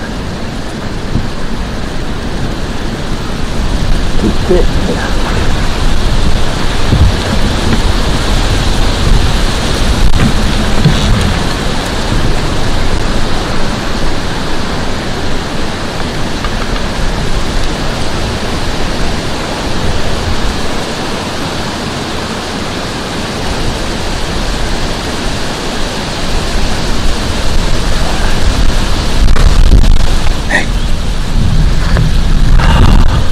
I want him to bed down right there. He was going to bed right here if I wouldn't have scared him. He's a little wobbly right there. Yeah. He hasn't, when you just barely clip their lungs, they have to exert energy to fall over. But he didn't know what happened, you know. No. I can't believe you got him to stop. I know, it's crazy as he went like back. That was nuts, man. That was probably one of the best hunts of my life, just considering the whole thing. That was insane. Oh, we got him. He's a big one. How big? It's like pushing 180. That's awesome. Yeah, he's cool deer. Big old deep fork. He's cool deer. That's awesome. Congrats. Thanks. He's laying right there. I can get that burrito again tonight. Yeah. No, we eating cheesecake tonight, baby. Cheesecake. No, it's time for celebrating. Or are you picking me up anyway? Yeah. All right. Well, I'm gonna call my dad. Love you. All right. When I get done with this, I'll come get the kids to come FaceTime. Okay. Oh yeah. All right. Bye. He's coon hunting or something.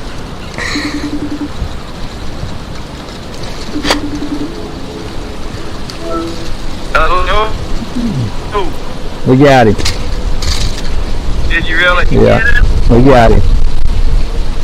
That's awesome. Congratulations. Thank you. Celebratory. This is going to be our lunch. We're just going to split it for lunch, but we ain't got to because we just killed him. There you go. Thank you. It's enough to make you nervous right there. All that white hair. There's the old victory.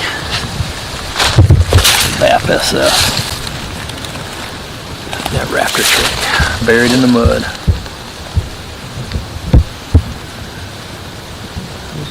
I think my shot was back along longer lungs and liver, so that's what that arrow looks like. Go get him, baby.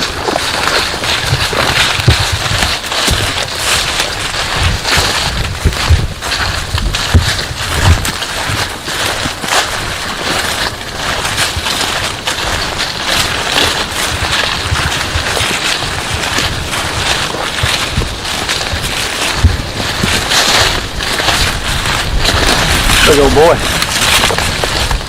Come on.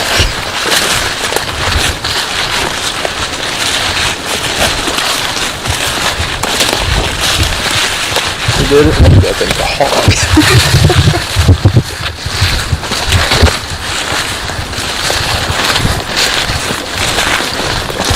Look at those beans.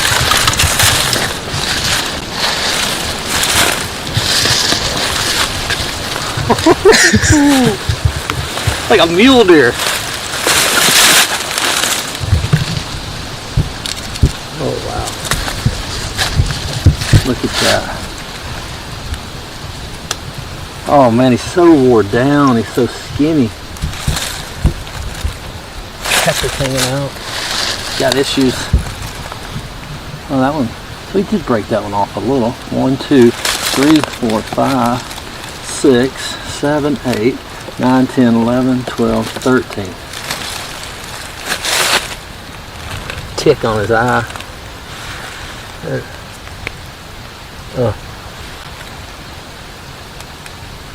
That could have happened this year. Mm-hmm. Wow.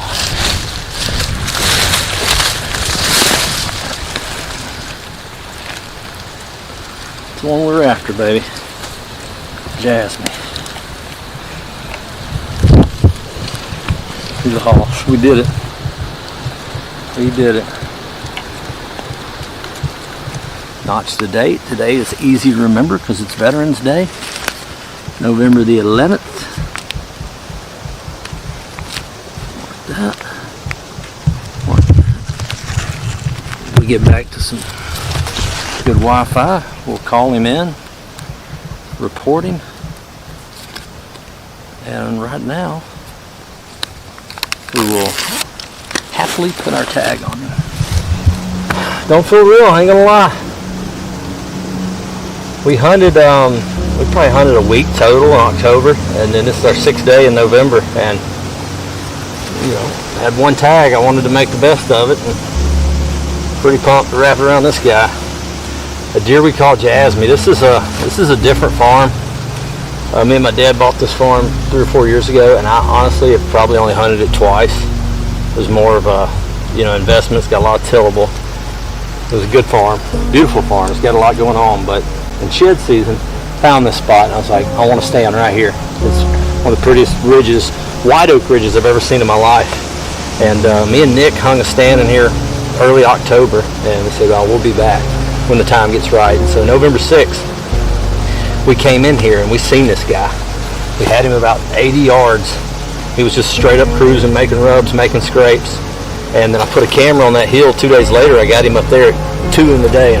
But after that first morning, Nick moved the stand. I said, I'm gonna go move some cameras. He said, I'll move the stand. We picked out a tree. There it is, 80 yards away. And it's just been a whirlwind. We hunted that stand, what, this the 3rd time? We hunted it twice, seen 2 bucks. The next time, seen 2 bucks. Every time we see a deer out of that stand, he was within bow range. And we said we're on a buck trail. We weren't seeing any does, but we knew we were on a buck trail. And we knew if we just gutted it out there, it's a long walk in here. It's not that far. The way we weave around, it's probably half mile, but it's through a bunch of multiflora rows. It's up and down a couple of big ridges. It's about as far as you'd want to have to walk before dark. And this morning we seen him at 7:30. He come up and run a little 8-pointer off and ended up running off bucks all morning. We later realized he was locked down with a doe, and he had a, you know, kind of a challenge on his hands because he had this bad eye, so he couldn't let anything come up on that side. And so they finally bedded down, and a coyote, we think it was a coyote, got him up, and it was a coyote I almost killed 2 mornings ago. Thank God I didn't. And he breeds her. He mounts her and breeds her 7 different times. And then they head down the ridge. They get up here, and that was twice this morning. Twice that we could have killed him from the tree we moved from. You know, that's Murphy's Law. But then there were some other bucks that were just downwind waiting on her for something like this to happen, I guess. And so they moved in on him. She took off running. He chased those bucks. The bucks were right in their stand. And thank God I ran really loud and stopped him at 17 yards. And we put a good shot on him. And he ran, what do you think, total? 60? 67, maybe. He did a little loop, and it was over quick, so it's surreal. It's a good feeling. I mean, he's got 13 points. And we had one picture of him a month ago out in this winter bulbs and sugar beets field, probably 300 yards that way. And then when we seen him that first morning, we were like, this is a deer we want to kill. Just unmistakable, big, deep fork. He's a little heavier than we thought he was as he carries his mass to his tines. He looks a lot like Big Chocolate. Same color rack, probably 18 wide. Just a beautiful deer.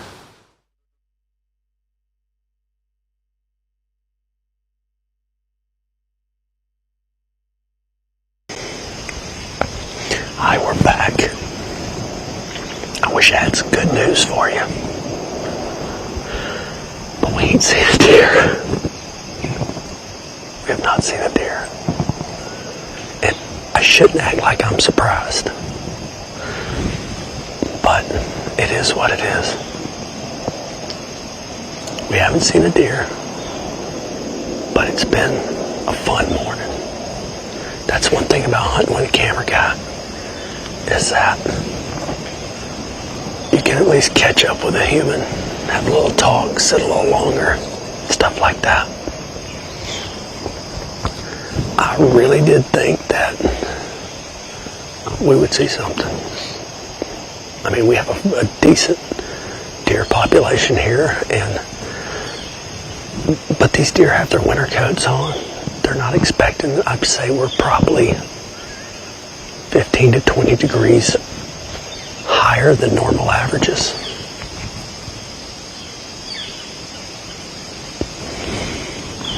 It is what it is. Dave, he texted me.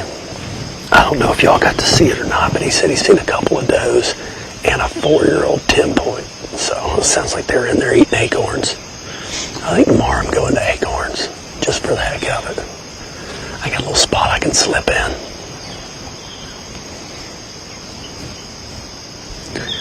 We got a bunch of hickory nuts falling in here thanks to the squirrels. Don't mention we seen any squirrels. Cash will be coming in. It won't come in here.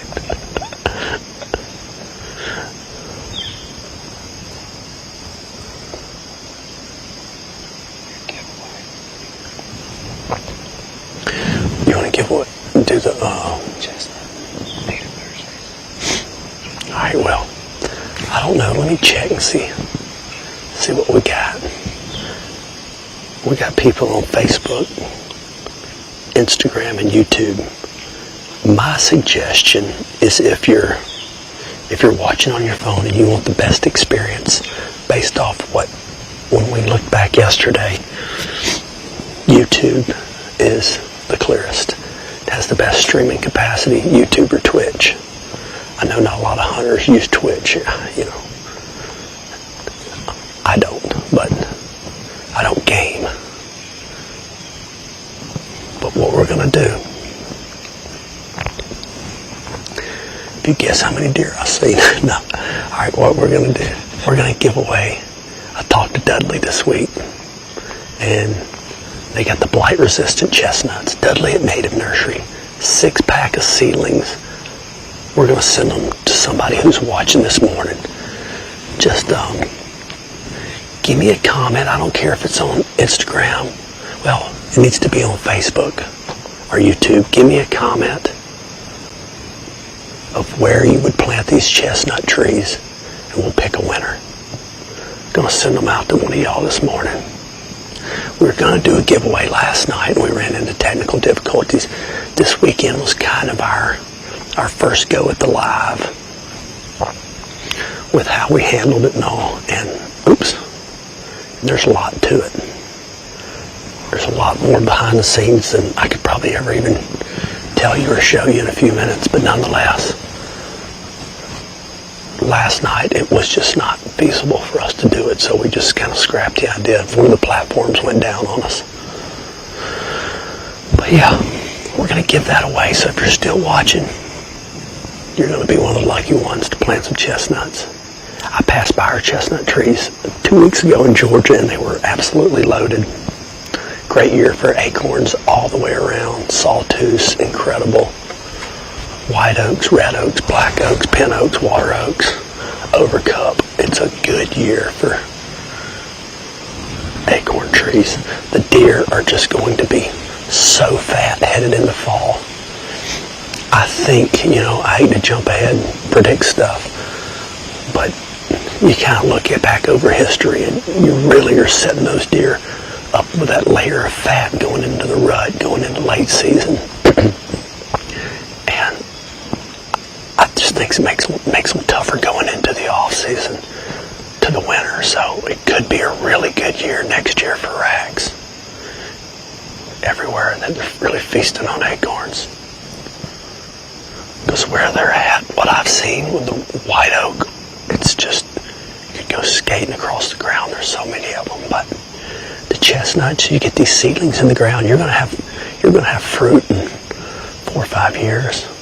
Our chestnut trees that I passed by that are loaded are probably 6, 7 years old. They're beautiful. They make these big old spiny husky caps. You ever seen them chestnuts? Them big old spiny husky and they fall down. You know, a lot of humans eat chestnuts. We roast them by the fire, over an open fire come Christmas time. We roast them. I feel like if I keep talking, I'm going to talk a deer up and he's just going to walk out right here and be like, get on him, boy. I'm going to blast this doe right here. I haven't shot a doe all year. That's slow for me. I've only been bow hunting a few times. Life gets busy, man. You get as many kids as I got. Yeah, we got that worked out. Get as many kids as I got, and all of them have events. Cash is on the shotgun team. Super busy at work. Building a house. We've put a lot of work into this live stream too. Yeah, Cash is shooting his at school affiliated. Most, I'm no, trap, sporting clays, or skeet professional. I can shoot them all. I can carry my own, but I don't know much about them. But it seems to me that most of your schools have a 4-H program that gets into the shooting team. But my kids' school, private school, they have a sporting clay trap team. And so they practice twice a week. They have a tournament, usually once a week in the fall, because it's real funny, because Cash loves to play baseball. He plays in the spring. And there is no doubt about it. I never played fall ball growing up. I played in the spring. That was it once. There's no doubt about it that if you can play in the fall, every little bit helps. But we're Lindsey's. We don't play fall ball. We never have. I gave him the option about 2 years ago, and I said, son, do you want to play fall ball? This is when he was really starting to fall in love with baseball. I said, well, will that mean I not get to hunt as much? I said, yeah. He said, nope, I'm out. I said, fine. I haven't asked him since. But then, ironically, he gets into shotgun. And he's practicing 2 days a week, which it's early enough he gets out, we're still able to hunt. Then he usually has a meet or competition once a week, and he's doing really well. Cash is in the 6th grade. He shoots on the middle school team. Him and his buddy are the 2 youngest shooters. And actually, Cash was number 3 in his school. He had an off day last Saturday. He did. He was admittedly very frustrated. The course was set up tough. I think he shot a 62, 67. But he got 3rd in middle school in his school. But he's got a teammate, Easton, who shot a 91, I think. And Caden shot in the 70s. So they won the team middle school competition. There was a fair amount of schools there. I think there was 120 shooters divided high school and middle school. And me and him had to leave to go check on some cows, so he didn't even make the podium or the little trophy presentation. So yeah, Dad of the Year. But in my defense, he was ready to go. He was wore out.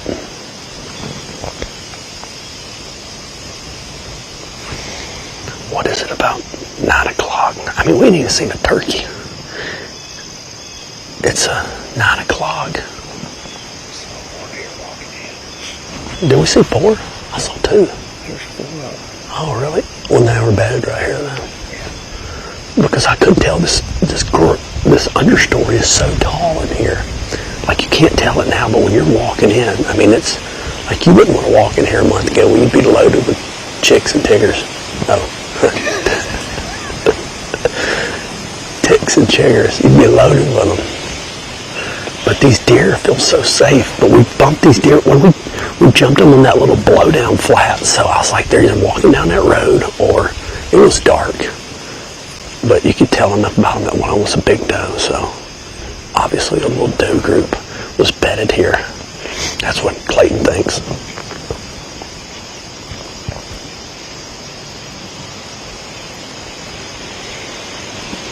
really, we had this live set up that we were going live opening weekend.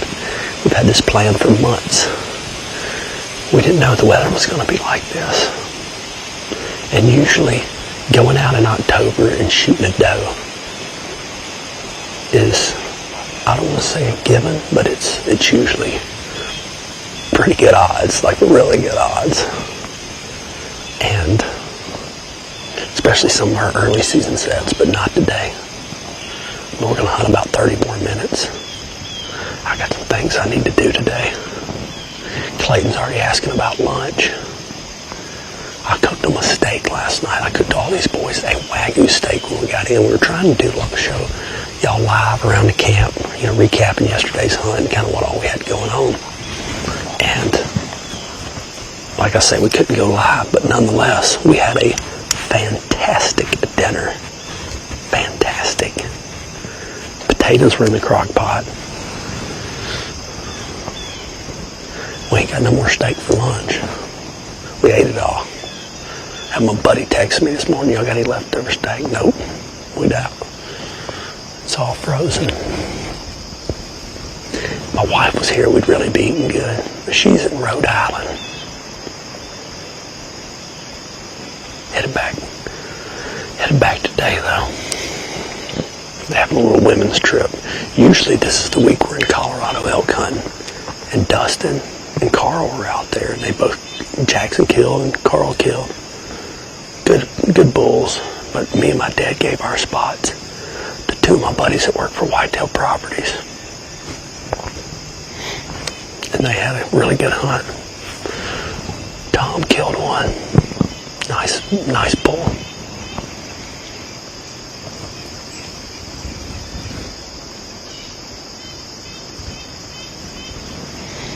Man, I could just close my eyes and,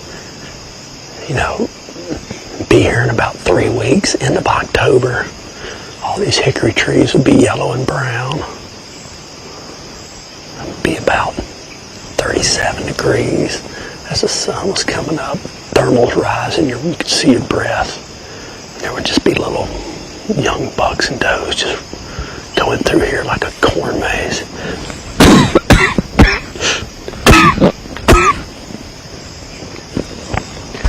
Whatever I'm dealing with is probably not helping our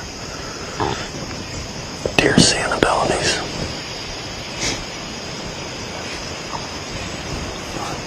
This one's on me though. Last night, that's on me. I was not prepared. We ended up going to the 3rd place on our list.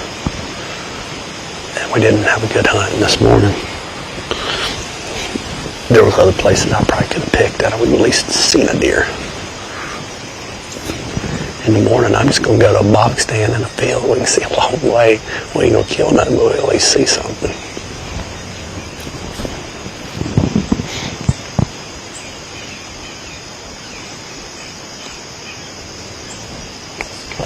I can show you a little bit about my arrow setup here that I'm running.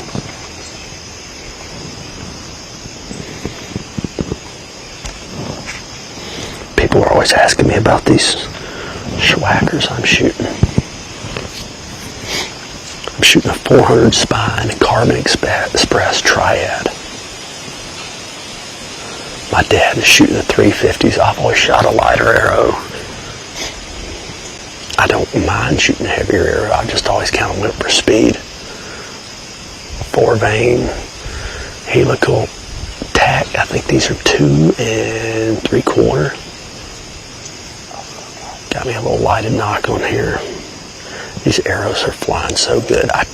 When we're in Kentucky, our buddies over there at the Homegrown Experience, they have almost like a full-blown bow shop right there in their barn. And my bow was just a little off when we paper tuned it. And Glenn there is just a bow hunting, a bow setup guru. So we made some adjustments, and I'm shooting darts. Beautiful darts. But that's a 3-inch, 150 grain schwacker. This is the LRP system. So as you can see, it's built into the shaft. They also make this just a regular screw-on points. Screw into your insert. highly recommend this 150 grain 3-inch Schwecker. It hits like a ton of bricks. You think of all that weight on the front of your arrow. Flies good, hits good. They make the LRP system makes 150 grain practice tips. That's what I shoot into my targets. I'm just running, I got a 5 arrow quiver, but I'm just running 3 arrows.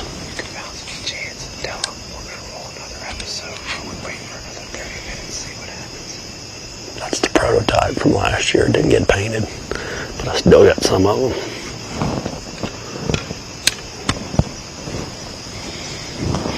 Y'all will see my bow. I think that I have the best looking bow in America. I'm a little biased, but that's me. I got the Lift X bottomland limbs, but the year before they came out with bottomland, so my entire bow was bottomland. And then they came out with this fade to brown, fade to black, and I was like, give me that with bottomland limbs. Kind of get the best of both worlds. It's beautiful. I've had this bow for 11 months and I still think it's beautiful. I'm shooting the bridge lock stabilizers front and back. I was not running this all year until about halfway through my elk hunt. That's a sword sight on there, 2-pin on a dial. This bow is so well balanced. I just want to shoot a doe so bad, but it's just not in the cards. I just want to let the air out of one's lungs.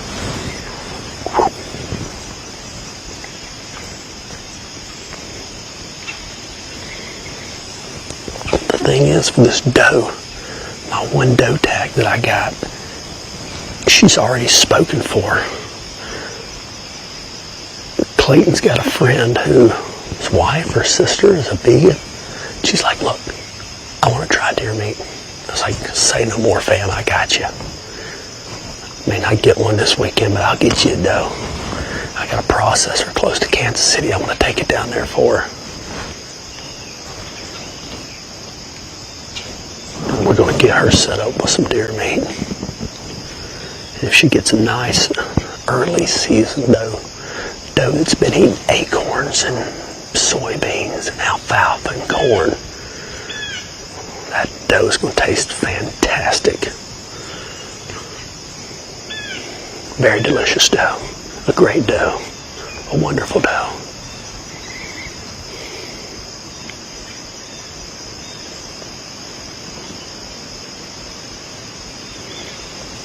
Let me see what we got going on our giveaway here. We'll check this out.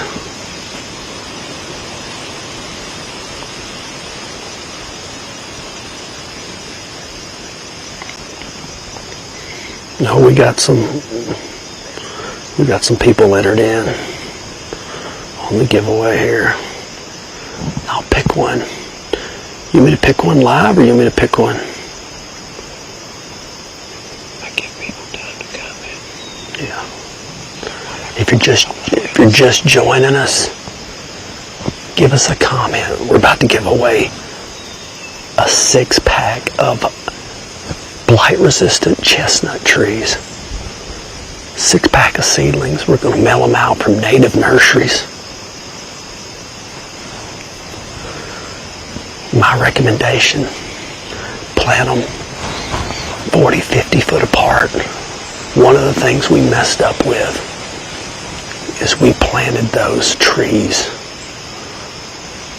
When we planted sawtooths 25 years ago, my dad planted a lot of them.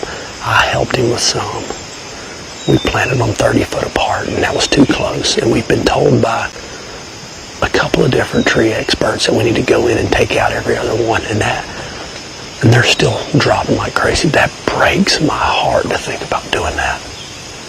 At some point we will. But all the trees we've planted in the last probably 5 years, we've done differently.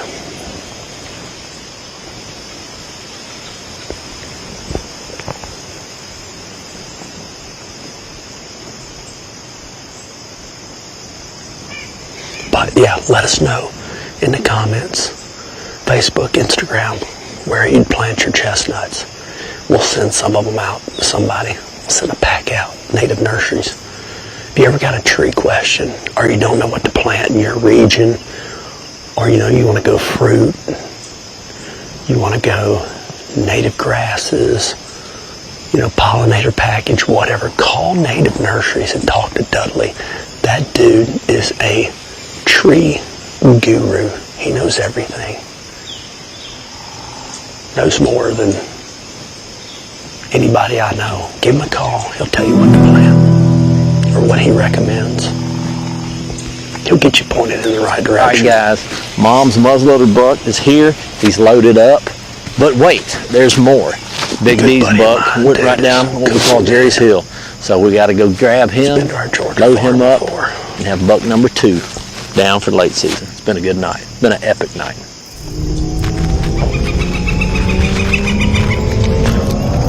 My coffee's cold. That's not a bad thing.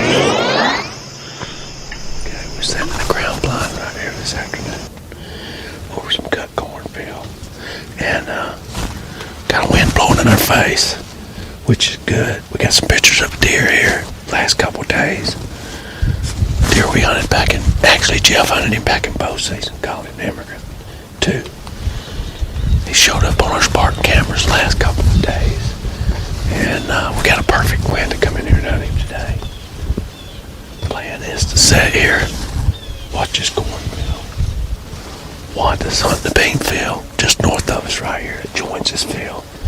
Just too big for both of us. Got a picture of him here. We got a picture of him there. Got a picture of him right on the ridge, right here to the west of us. Wind's right here. Hopefully he bedded on that ridge. He'll work his way down. Hopefully. Fingers crossed. Probably our best chance right here this year to kill a good mature buck. We know he's in the area, or was, so I'm hoping he's still close.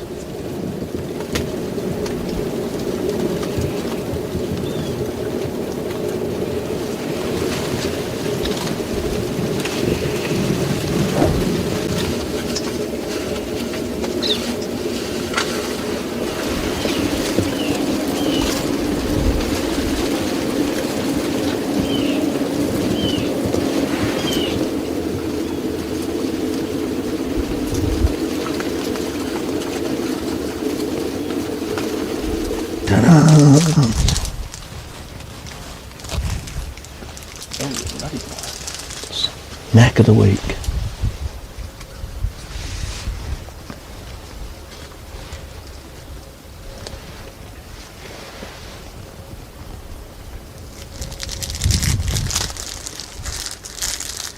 Man, I about mashed it. Darn it.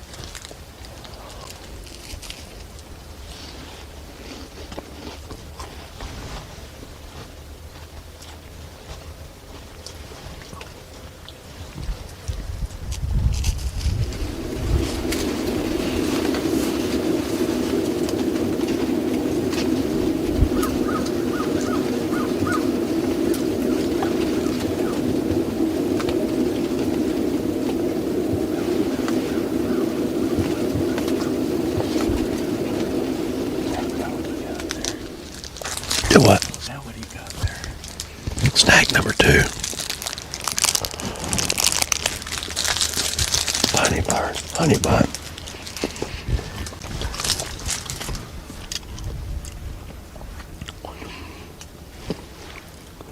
I gotta post this.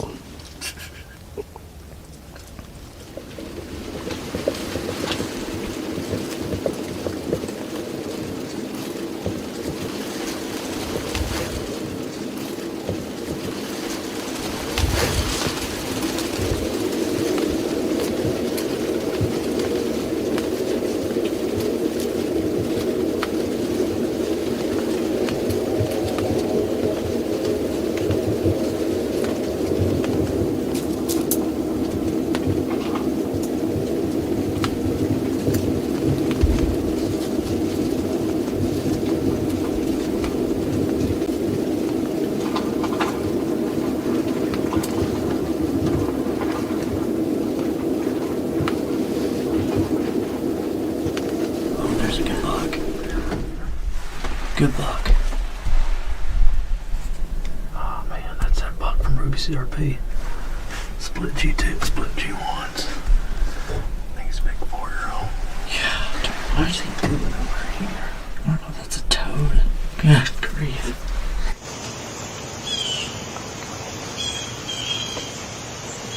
Morning. We slipped in here this morning, these hardwoods. Got a lot of acorns blowing around us and got a wind from the south, so we come in from the north side. Had to walk a good bit to get in here, but as we're sitting here this morning, we had a really nice 10-pointer come around behind us, walk out in front of us. Not a deer I would have shot, but he was pretty to look at. Then we had some does coming in and eating acorns behind us. They actually come around just to the north right here, but our thermals, even though our wind was blowing that way, they never winded us. They was down below us. Thermals was blowing up, taking our scent up. We hunt this spot, we got a big ditch right here to the north. Usually our scent will blow down that ditch. We get a lot of deer coming back from the crop fields. We hadn't had that many this morning, though. It's been a little bit slow. Just those does, basically. But they come in, stood right up under us, looking at us right here. The bigger doe, she was off about 40 yards. I thought about taking one of them, but I never really got a good opportunity, so I didn't press my luck. But normally, they filter through here. What this is where 3 ridges all come together, and a lot of deer bed back to the east right here. So they'll work their way down the road, or work their way around this ridge, on the ridge behind me here, and they go back in here and bed, depending on what time of year it is, on which slopes. Right now they're kind of on both sides, but I had a lot of TSI work done just to the north, because that's a real good bedding area up on those ridges, and those bucks will work through here during the rut. I've sat right here many mornings and watched bucks just cruising through here just because of the way it intersects right here. I actually one year shot a buck with a drop down out of this. Well, I wasn't in this stand. I was right in that stand there. That I swapped these stands over, and I have not taken them down yet. But I was in that stand, and I shot a buck right there, and I shot it right between the limbs of this big oak. He was right there. He walked around behind us, and I always remember that when I get here, because that was a pretty cool time. And then another deer that I killed here. Right here, we called him Dougie, and it was I hunted him all year, and it seemed like wherever I was, he was in another spot on the farm. I'd get a picture of him wherever I hunted. He was in a different spot, and it was 2013 or 14, because it was right after we had EHD real bad, and we didn't have very many bucks to hunt. He was probably 6 or 7 year old, and I never could catch up with him. So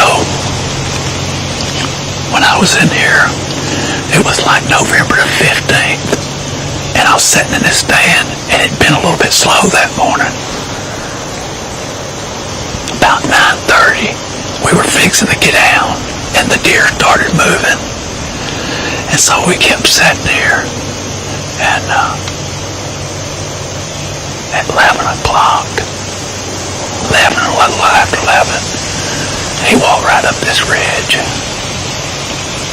And I never will forget it, because the wind was blowing. It was a south wind again. It was blowing that way. And he was following this big doe, and she put her nose up in the air. And when she put her nose up in the air, I figured it was over. But she didn't. She walked on, and I had about a 20-yard shot. Killed him, shot him, and he ran over there, and we watched him fall over on video. That was probably my most memorable one in the spot.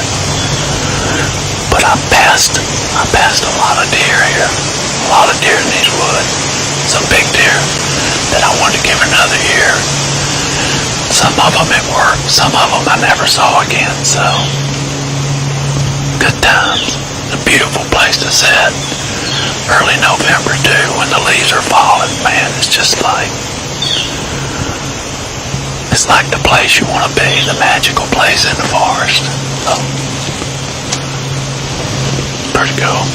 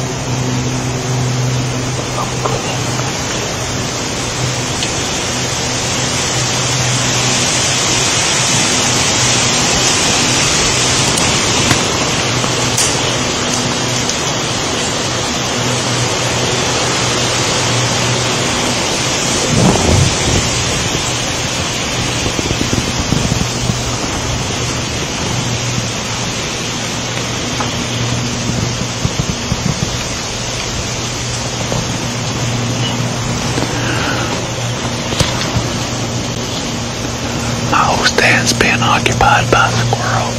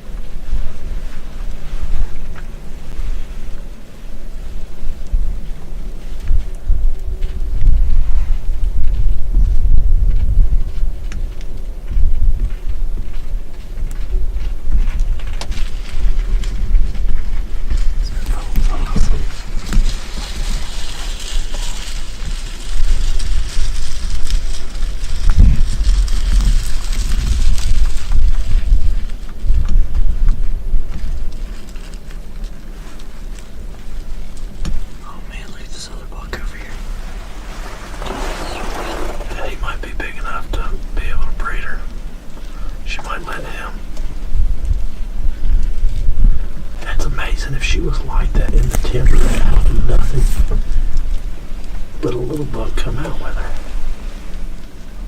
I lost him. Where'd they go? They're in that grass. You see his horns moving around the grass. Yes. That's what you call running traffic. Yeah, it is. Who is it? It's the one we saw in Swing Set. He's coming out right by where those toes were.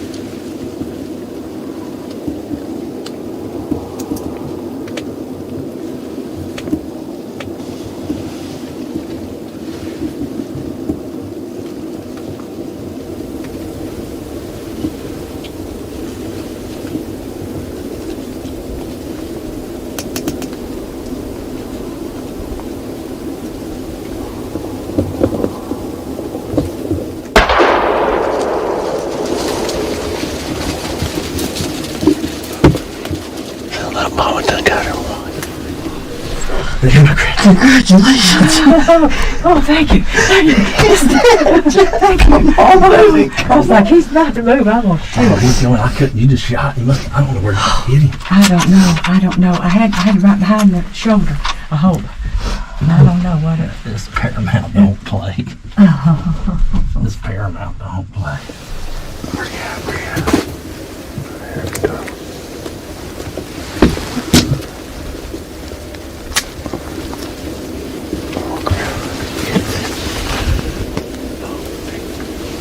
Big toe right there in your corner. Yeah. See her? Yeah. I can't move. Oh, they're walking off now.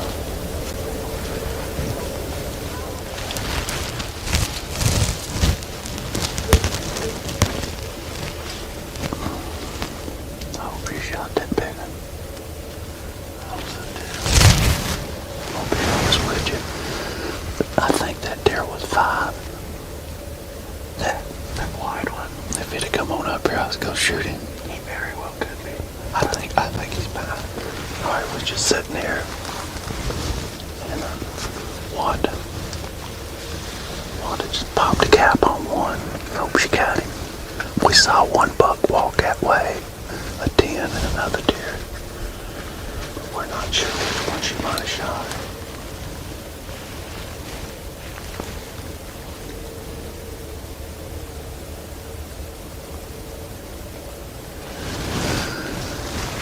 So, we may be done for today, but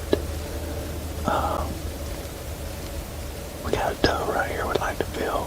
I got one more bow tag. I can fill it with her, look good. Tell them we got it.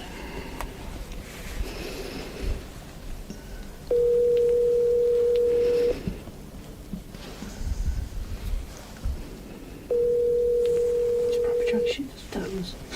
He might be on one or something. I got shoot her so she won't run the bottom of that dick.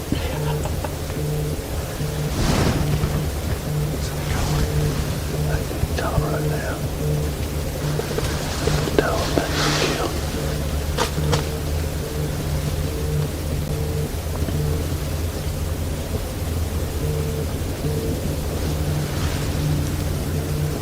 I need her to turn just a little bit.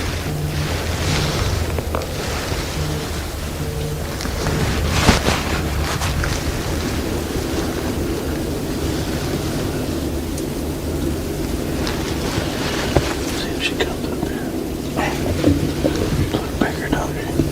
Oh yeah, that buck just stepped back out. What? That buck just stepped out. Same one. Yeah. Alright. You come in here and we'll shoot him, okay? Okay.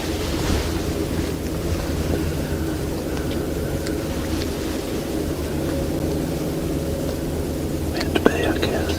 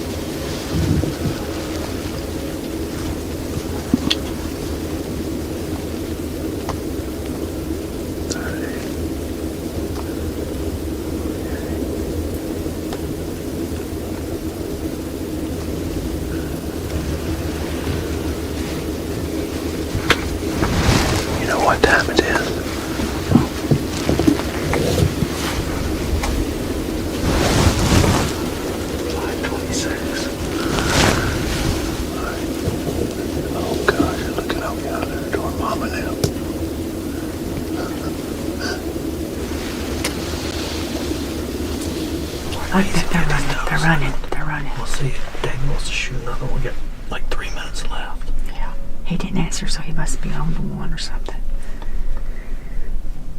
I can't believe he hadn't called.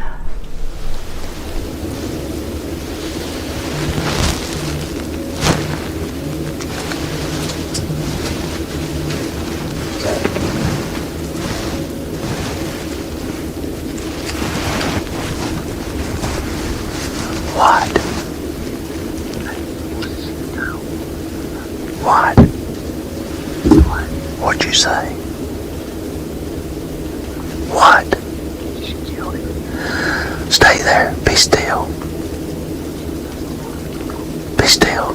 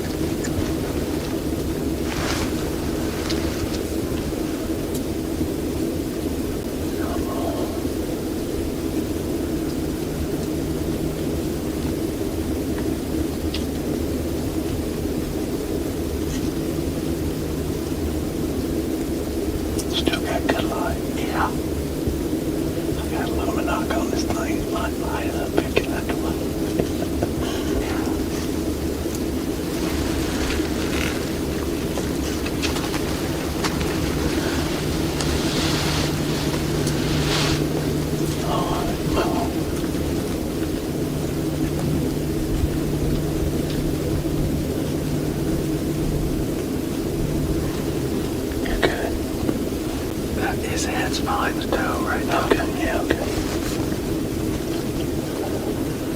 Take us down, Mama.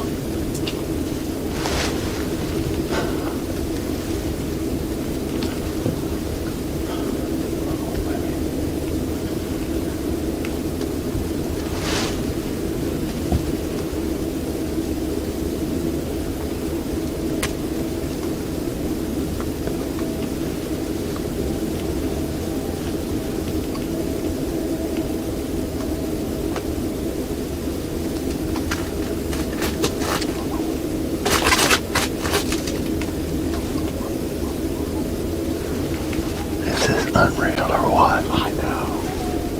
They're not even moving.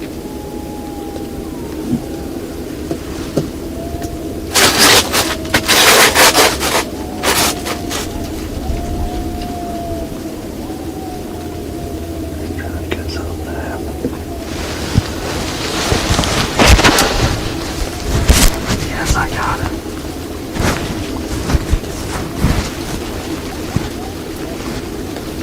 I need to turn a little bit. Yeah, it's going.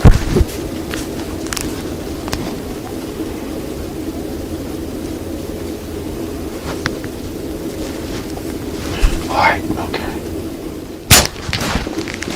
Smoke. Yes! Finally! You guys don't. Yes! Finally! Yes! Yeah, all season, man, for that. And then we just about run out of time. Cool-wee. Well, we took it to the wire, Bubba. Nice job. Good job, man. We're gonna kill some does now. That's what I've been waiting on. Get that buck killed. But I've been wanting to shoot him with my bow, man. It's like, that's the first opportunity we've had to mature deer. That frame on him? Huh? This frame is huge. Yeah, he's huge. And I was like, you know what? He's big. He's got a big frame, but he ain't got a whole lot going on that one side. And, you know, I expect more than that out of a 5-year-old, but at the same time, he's a great trophy. So, man, I'm excited. I mean, we didn't have but a couple minutes to spare either. We were down to the wire. They would not move. It was like, good night. It was, they would not get out the way. Man, awesome. That's awesome. Smoked him too.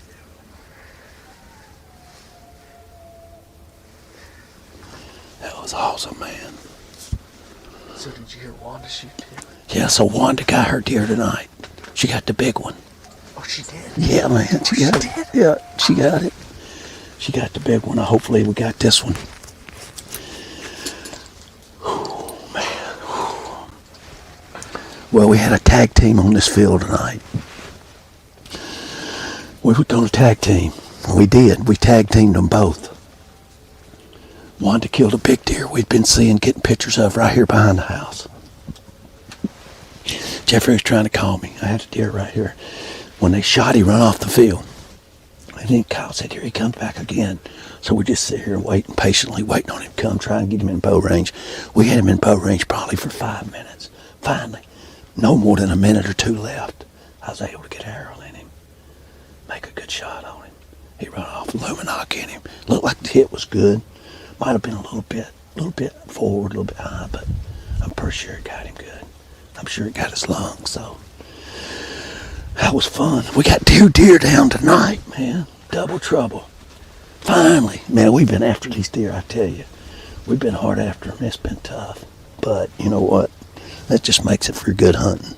It makes you keep going back and going back and going back. So we're thankful we got an opportunity. I'm glad we're here. Glad Mama got that big one. That was the biggest thing. I want to make sure she got one. And she's put her time in this week and done it. So I'm going to call Jeff.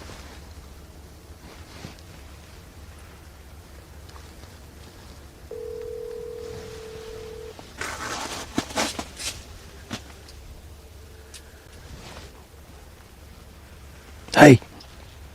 Yeah. Y'all get him? Yeah, we got him. Did y'all shoot the buck? Yep. Did you? Yep. Awesome. Yep, we shot that 5-year-old that was over at the swing set the other night. That wide one. Oh, really? Awesome. Did you get him? Yeah, we got him. I mean, he ain't laying in the field. He ran down the hill, but he had an arrow in him. I mean, we run it down to the last 2 minutes. I mean, he wouldn't get out the way. He stood here for 5 minutes, and there was a doe there, and he wouldn't turn broadside.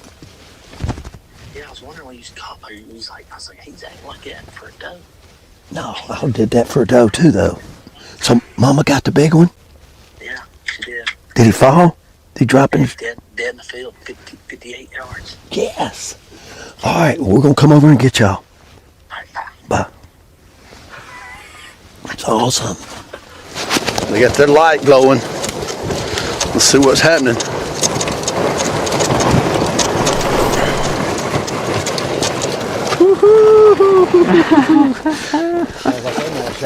You did it!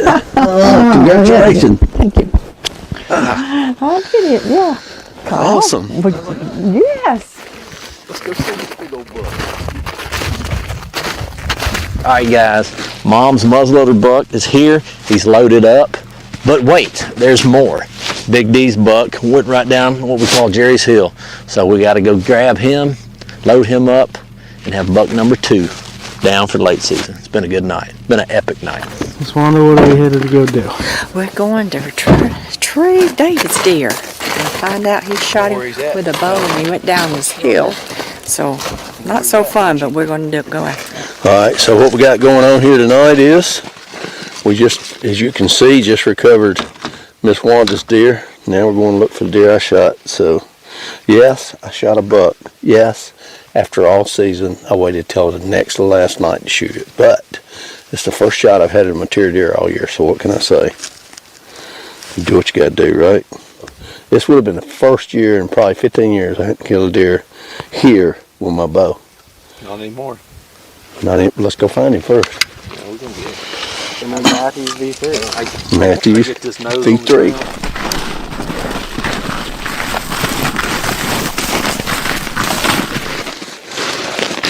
He's going to be right in that ditch, I guarantee it.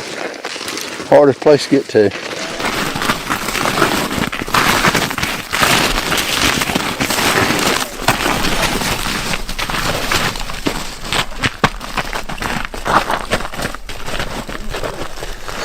We might have got him up. Oh, hold on.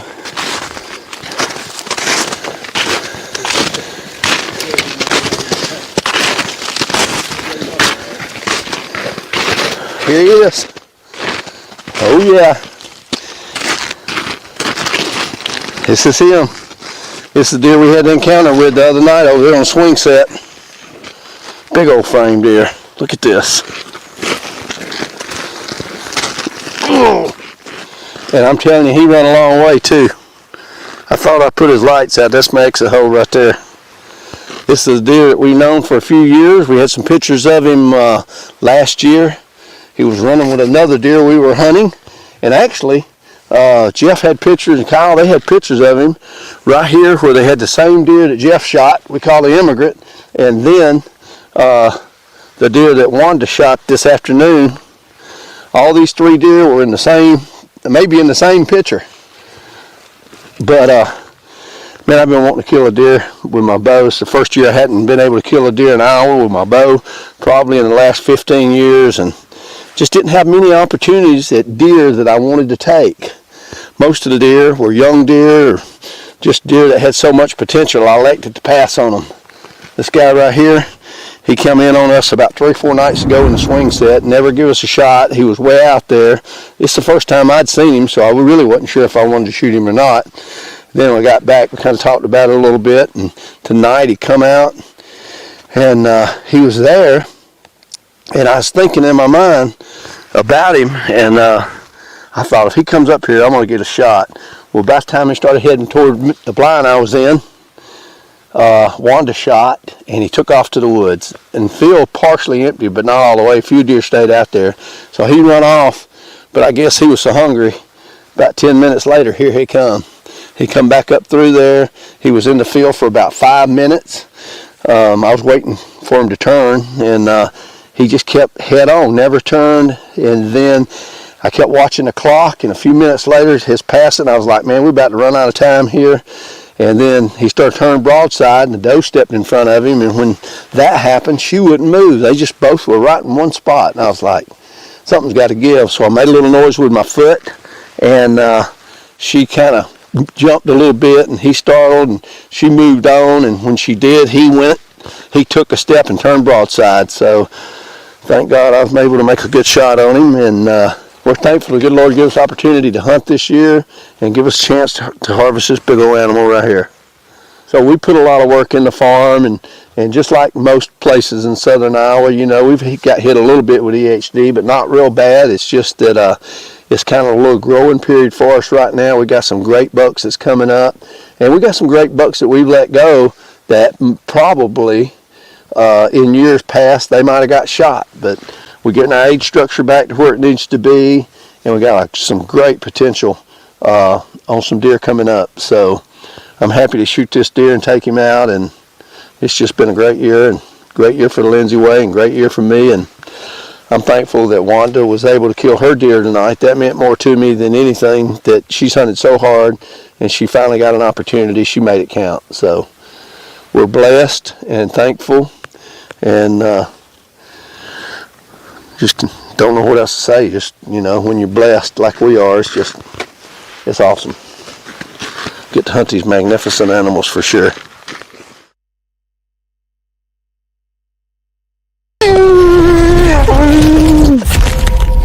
Oh my gosh. November 14th, to the day. I didn't even have time to get nervous. That was the best thing that ever happened. Oh.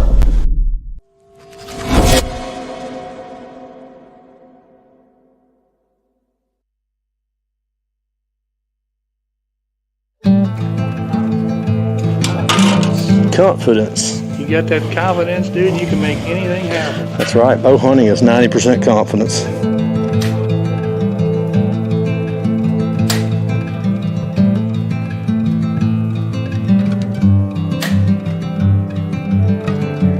Well, you go hunt the 141, I'll go hunt. Well, I can go with Roger somewhere. The only place you can go, Roger, is over where I'm at. Well, I know that. Well, I'd go to a box.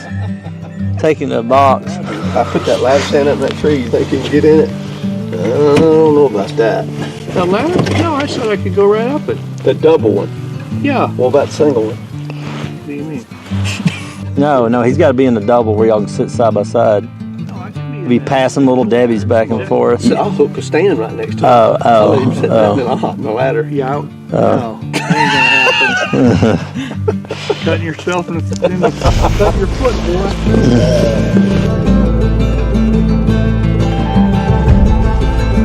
We're back in the field. We shot that big one in last year. And it's November 7th, one of my favorite days of the year. I probably rattled in more bucks on November 7th than any other day that I can think of. But nonetheless, Junior has been making his trek and his plot a couple times a week in daylight. As of last night at 9 o'clock, he still didn't have a doe. He's still checking scrapes, so wind's perfect. He's in here, parked right here in this corn. We don't have that long of a walk, a couple hundred yards at most. Always have a breeze on this hill, always. So on an afternoon that's not supposed to be this windy, when I'm bow hunting, I like a little bit of a breeze. So we're going here.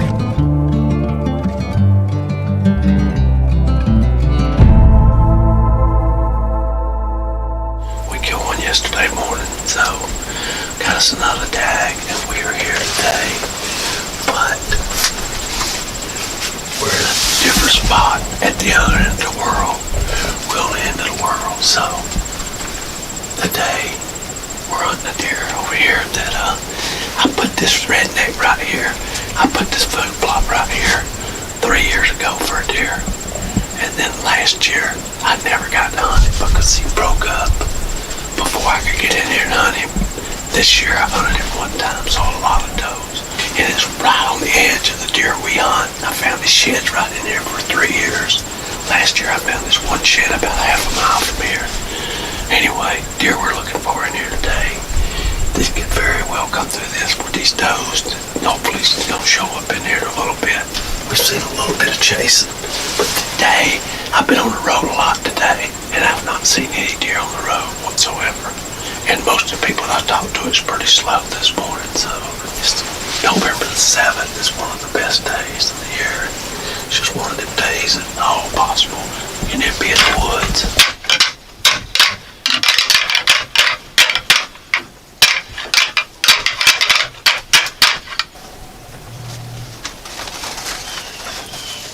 We know that's gonna happen. Oh, it's a big 8. He come into that rattling note. Yes. Can you video him? That's a big 10, dude. Oh yeah, he's big. That's a freaking pig. That's a 10. Oh, I know what deer that is now. He's got a big old deep fork on him too. Yeah, he's big.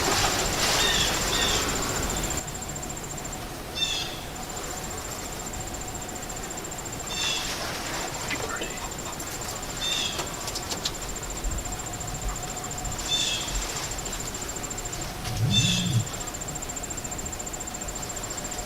Good buck right there. Pretty sure he's pulling though. He's gonna be a giant. I ain't gonna shoot him. He's just one of them deers that you look at him and look at his back, not scarred up, smooth across the back, a little muscular, but it's this time of year. Oh, man, we did it. Oh man, you ain't gonna believe this. 7 a.m. He was right there, and we're hunting somewhere else. We've been waiting on deer to show up. He showed up a couple of mornings ago. We got him. Trump won him. We got him. We have 30 minutes, guys. We ain't got 30 minutes of light, though.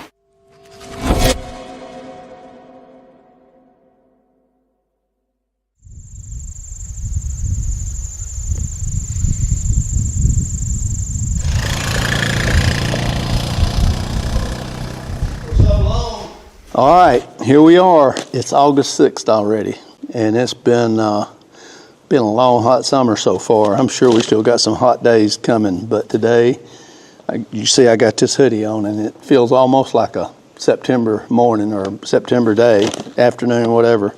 But we're getting ready to plant our food plots here. We're ready to put the seed out.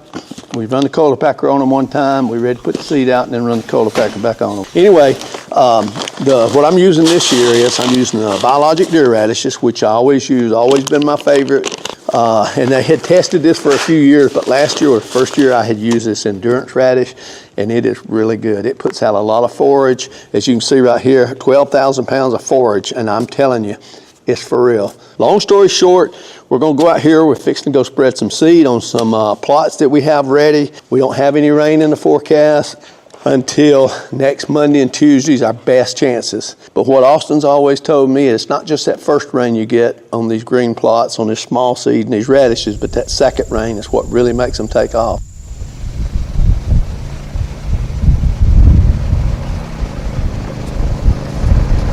We're over here on a plot that we planted it a few years ago, actually, for a pretty boy. After what happened last year, the stunt he pulled on me last year, how he disappeared before October, I decided that I'm gonna put this plot in this year, and hopefully he'll show up over here if he vacates over there. And since I seen him and had him in range at 3.5, I have not seen him again close enough for a shot. We seen him in a bean field last year, or the year before last, but I wouldn't go hunt him then just because he didn't fill out good because of a dry year. So that's been 2 years for dry years. I didn't hunt him, and in this past year, he got a free pass because he just broke up. This year could be, this could be the magical year for him and for me to collide right here in this spot. Let's see if I can get a picture of Cole.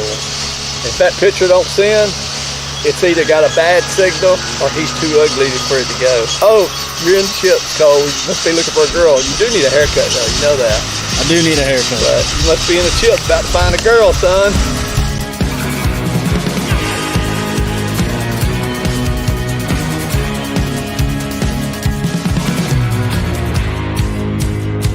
He beds somewhere right in here. I just want to get a little bit closer to his bedding because I'm going to figure him out a little bit more this year than I've done in the past. I thought I had him figured out before, but I'm kind of finding out that maybe I don't.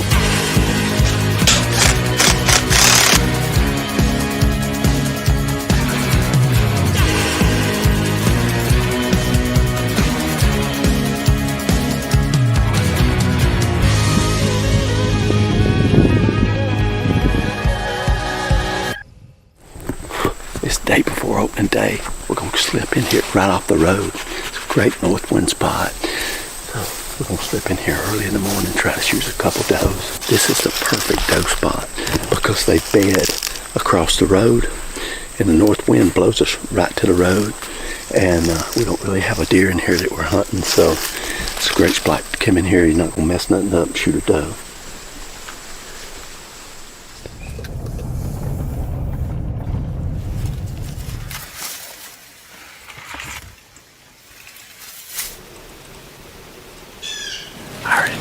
Was come in here and shoot a doe, and early, right at daylight, and a buck walk in.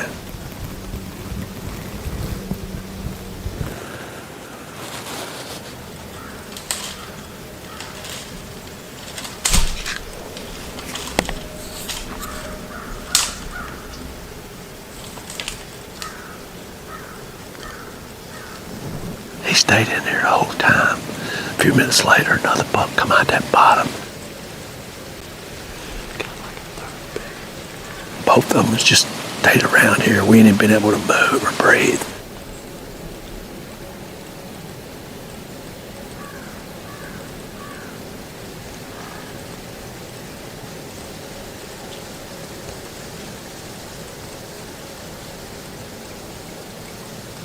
When I'm bedded down right there, 10 yards.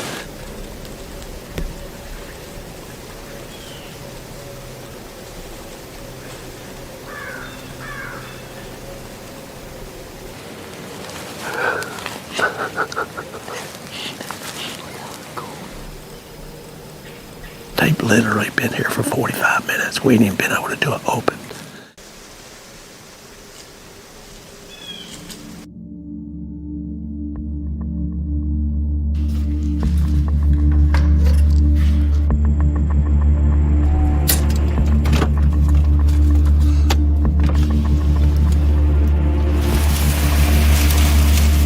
We've been dying to get in this spot right here. We got a big old biologic deer radish bell.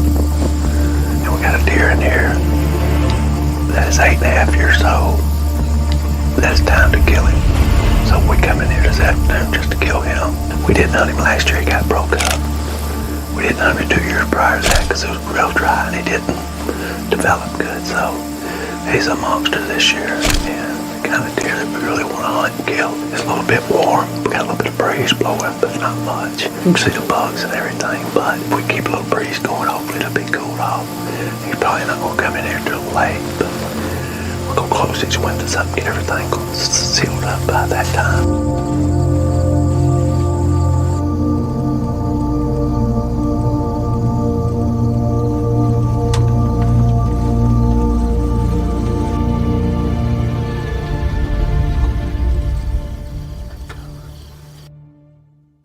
Oh man, you ain't gonna believe this. I'm scrolling through here and looking. We went and hunted this deer tonight and he didn't show up. And we had a deer in front of us at dark and we got down, so I wanted to get on here and see if that was him because we couldn't tell if it was a buck or a doe. I got to looking at it and it was a doe, and I scrolled on over and Pretty Boy was in the field this morning at 7 a.m. 7 a.m. He was right there. And we're hunting somewhere else. But honestly, you know, we didn't want to go anywhere and try to bust down anything the first day. And I had no idea. That's the first picture I ever got of him that I know of right there in the mornings. But anyway, we was hot on him. We was just about 12 hours late tonight. So we got to get a west wind, go back in there and get him. But hopefully we'll get that next day or two. He's in trouble, boys. This is what I say. God only made a few perfect heads, the rest of them he covered with hair. I know why we hadn't killed nothing all week. Why? Because we hadn't been in this truck. It's our first hunt out of this truck. Probably right. I'm gonna ease this thing over here to the barn. I'm gonna slip over and hop up in that old big oak tree. I see the perfect corner of the field. When I say perfect, I really mean it too. It's a perfect northeast corner of a 5 to 6 acre cornfield. It's just not the deer that I'm after this year around there. The reason we haven't hunted it before today. So I'm slip in there with this wind.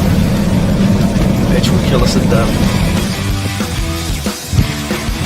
Okay, so this is one of my favorite stands I love to hunt. The only problem with this is that it's really high and I really don't like to get up that high for it.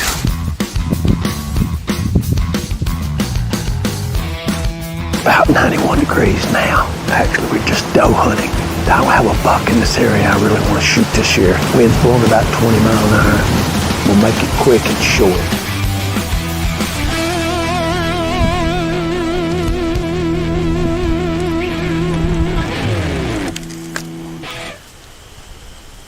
Meh.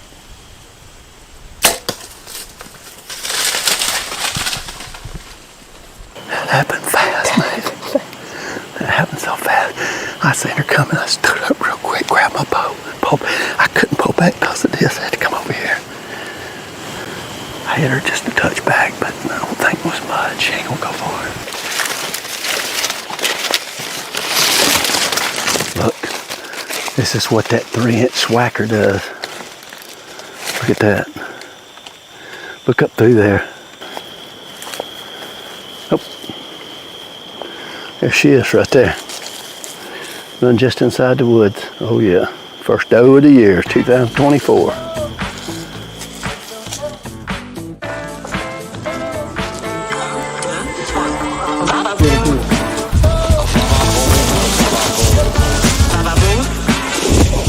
Like 4.5 feet.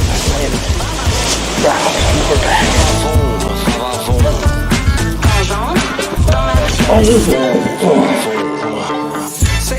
Say la vie, turn it up a little bit, may I please? I've been coast to coast, going overseas. Feeling so blessed, can you hold the sneeze? Hold your breath, I hold the keys. Had to throw a little brie on the ARV.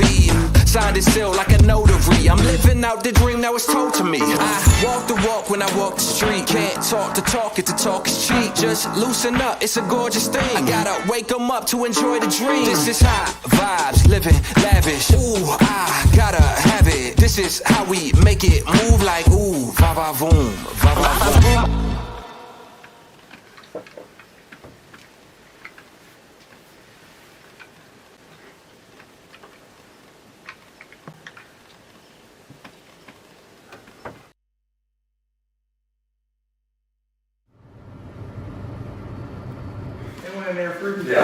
headed a little spot we got, a little hidey hole. We've been waiting on a deer to show up. It showed up a couple of mornings ago. Hadn't had the wind to go jump in there till this morning, so we got a ground blind in there. We're gonna try to slip down in there.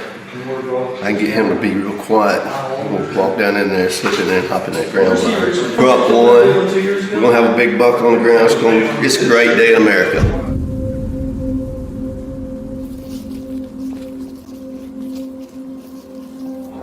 Since what happened was all after midnight, November 6th, one of the best days in American history.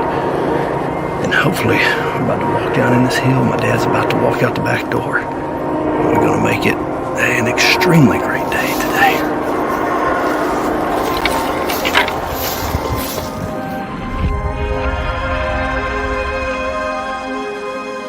We're sitting on the ground this morning, about 39 degrees. Looking for a deer we call Bodacious. I think he's 6, he could be 7 or 8. He's kind of took a turn for the worse the last year. He's lost a lot of weight, got real skinny. Even his summer pictures look bad. He's not moving much. He's showing up just certain spots. He went off my radar for a month. He just showed back up a week ago. I'm hoping this morning he shows up right here on this cornfield. If he does, we're going to do our best to try to get him. Here he comes, he's walking right to us. See him? No. See him? Yeah.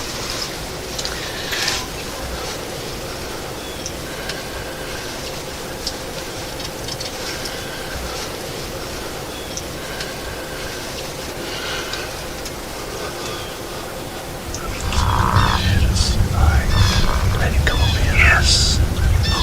Okay, here he comes. Okay.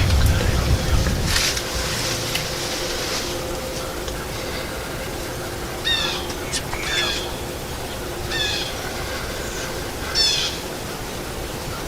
Here he comes, buddy.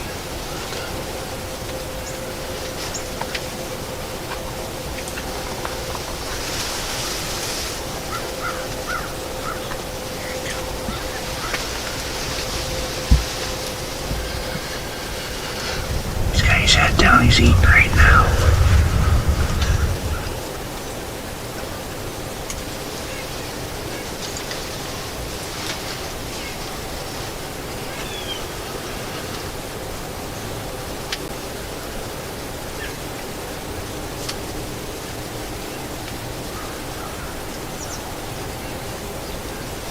He's taking a couple steps now, he's eating again. Here he comes, here he comes. Okay. Okay, he's eating again. Okay.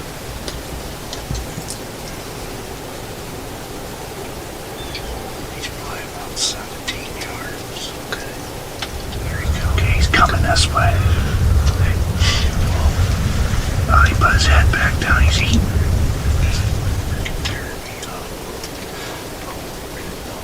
He's about 15 yards. Okay, he's head down, eating.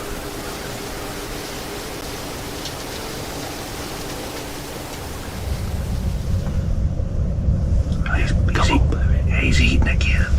He only takes a step or two, dang it. Just take your time when he gets here.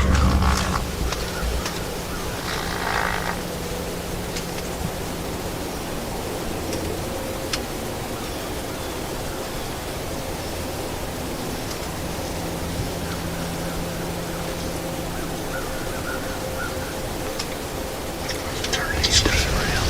Yes, he's turning around. He might be coming. Take your time, buddy.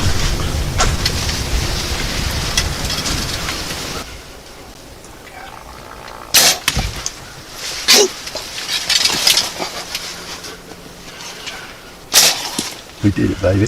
Oh, man, we did it. I was shaking so freaking bad, dude. I was saying, hold on. We got him. He was so close, man. I hit it. I feel bad. I made a bad shot him, huh? It's alright. But hey, it just happened. Like you said, thank God we got him. Yeah, you got him. He's done. He's out of his misery. He won't have to die this freaking winter.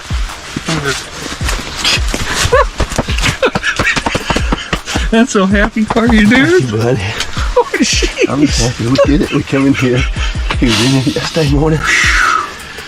We got him. Trump won him. We got him. Oh, we need Jeffrey to get one. That's right. We're gonna mess old Jeffro up here. Let me get him in there, dude. Where's he at? Is that him? We got him. Y'all kidding? We got him. Good with Jefferson on there. Heck yeah. 17 yards on the ground. Oh, is he down? Oh yeah, he's dead in the field. Holy cow. It was awesome, man. Trump victory in this. I don't know how much more of this I can stand. Your life is peaked this morning. You got that right. Good luck over there. That's awesome. All right, let's go. Congratulations. Come over there. Take some pictures. Okay, no worries. Y'all kill one. All right, bye. You. 17 yards. 17 yards? 17 yards. That's a deer we caught bodacious. That's a deer last year who he kind of got poor. He kind of had like EHD, and he made it through. And then this year, kind of the same thing. He kind of got poor. Early fall, late summer, and he started hitting the cornfield behind the house. A dead one, and there put up a ground blind. He would hit it in the morning times. He wouldn't come out in the evening. He'd hit it in the morning times, like he was chasing all night, refueling on his way back to bed. And this morning, my dad was waiting on him. Look, you got one down, huh?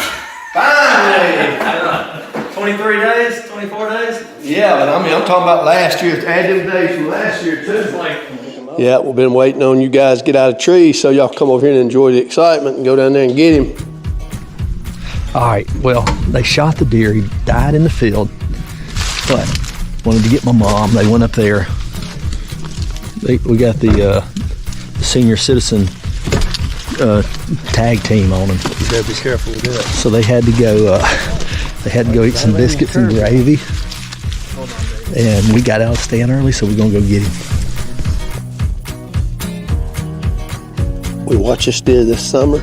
He went missing. He's been gone about a month. He showed back up last week, probably in the last week. Got a picture of him, and so then I decided it was time to start hunting him. Had a picture of him yesterday morning about 9 o'clock.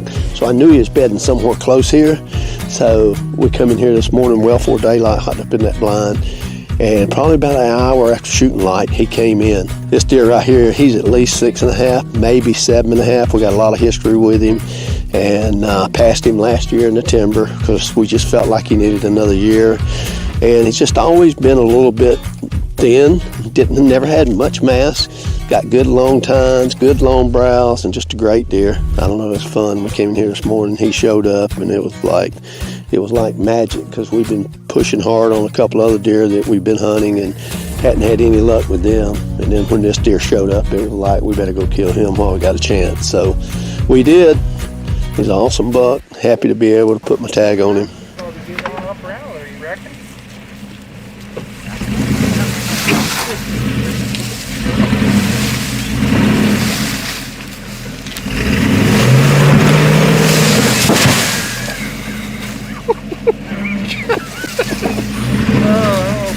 Can't fight him. I won't even see me laughing.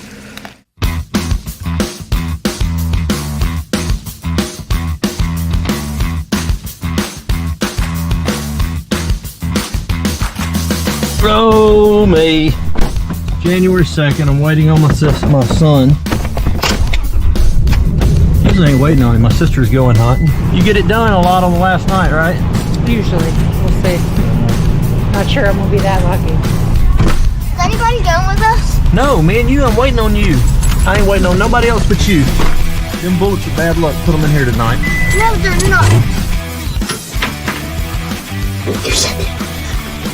But they're not anymore. They're making noise. Me and Miss Jacqueline, it's her last afternoon to get to hunt. This has happened many times with Jacqueline. And it ain't cause she's window shopping. But most of the time it used to be she would be window shopping. And we get down to the last day, and then we were being out of deer, but it's a good Lord to have it. He sends her one. But this year, we ain't really been window shopping too much. We've just been trying to get on the buck, and it's been a little bit warm, a little bit hard to kind of get what we want to be in the wind, and I'll get the spots we want to be in. Both deer that we come in here to shoot, I passed them both last year. They're old enough. They should have, even though it was a little bit dry, they should have grown a little bit more than they did, and they didn't, and I'm disappointed. So it's time to get them out of the herd and let a couple of new bucks come in here. The good thing about them in the beans rather than the corn, they don't blow out like they will. It's bad being in the beans. Sometimes you get that corn and the wind blowing like this, they just spook each other, freak each other out. We hadn't had a gale in here, been in here bobbing these deer that we have over there. So plus we got good access to the stand, so that's another big key factor here. Dream big, 'cause boy, you're gonna make it. Stand tall, there's a higher road to take it. When I'm ghost riding, another one ghost riding, they just can't be calmed down. Back to back, you know what it reminds me of? All the little kids in the house playing, just going every which way, hollering and screaming. If they can holler and scream, I'm sure that you'd be doing that. We're trying to watch the ball game, the deer won't let us. As soon as the deer come out, the game goes on. Well, we'll just turn it down when the deer come out. How about that? Searching for holy flames, a sign to light up the way. So can you help me out? Can you help me out?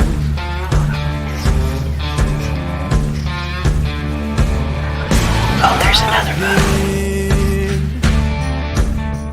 More certain of truth before.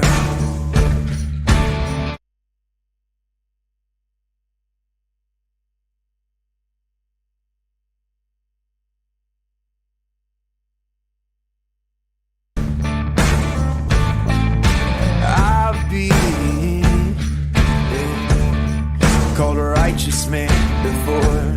Yeah, I've been closer to Jesus before. So can you help me out? Oh, can you help me out?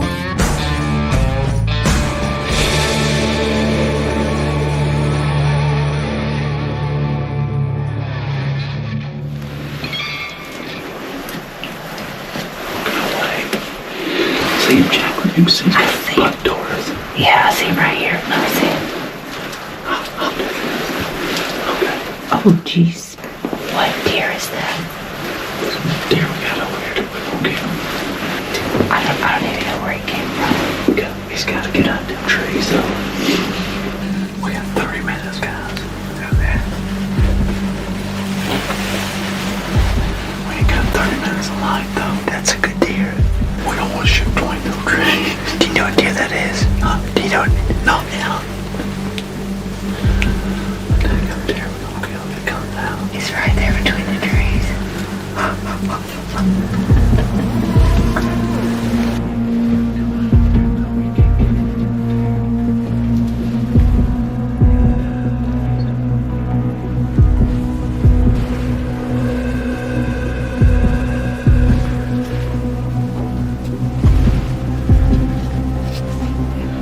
How far is he? Next probably 190 yards.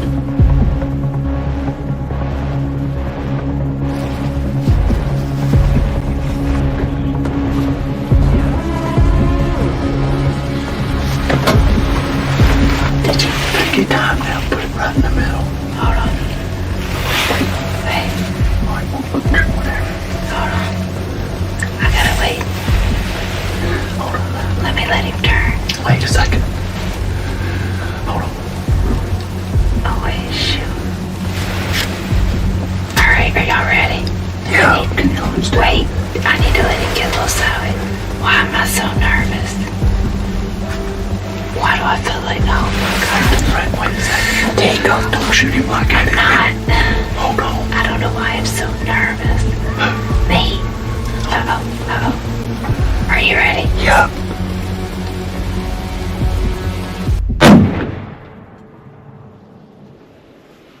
He's dead. He is. Jesus. Biggest deer ever. That is your biggest deer ever. That thing looked like a mule deer, didn't it? 8.5 years old deer. Oh my gosh. I hope that footage is good. I know you do me this way. I got him. You turkey. I know. All right. Tell them better bring the kids too. Will you bring Lindsey and the kids? Tell them this is your biggest deer ever. Dad says it's my biggest deer ever. Well, I did. you can't.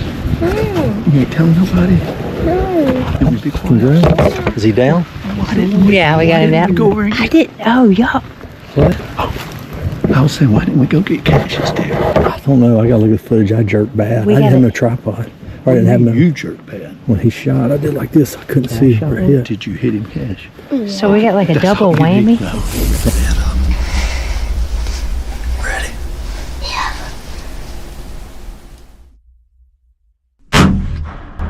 Oh, you scared me. What you doing? What's he going on? Come on. Here we go. Oh my Lord. What? Lindsey. Go get cold, I have clothes. I know, but you're going to... I have my PJs. Shaking bad luck, huh? Hey, you already got back? Ain't telling nobody. I'm pretty sure she shot Pretty Boy trying to keep it quiet. Oh my gosh. Wow. Oh my gosh. Oh my God. Oh my gosh. Oh. Is that pretty cool? I didn't know who it was. I knew. My poor dad. I killed all his deer. Oh. Where is he? Spoon fed. Good look. Holy Toledo. That is. Oh. He has a piece of corn on his. Oh, that's not corn. Oh my gosh. Look at this, Dad. We knew it was going to be cold. The weather really been good. Old Pretty Boy decided to show up. So we had a good night. Saw a lot of does, a couple of younger bucks. But we had a good hunt. It was your last night. Yeah. Last night, Jacqueline. It's been a good week, though. We got to hunt together, me and her and Dustin. And it's just been a fun week having, family and holidays and all. It's just been a great week. I mean, that's what it's all about. And get out here and to kill those deer is just kind of icing on the cake.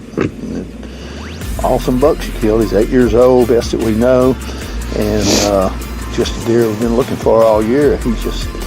He either wasn't where we was at, or laying on a ditch somewhere, or a hill that we wasn't at. Just tried to catch up with him, but couldn't.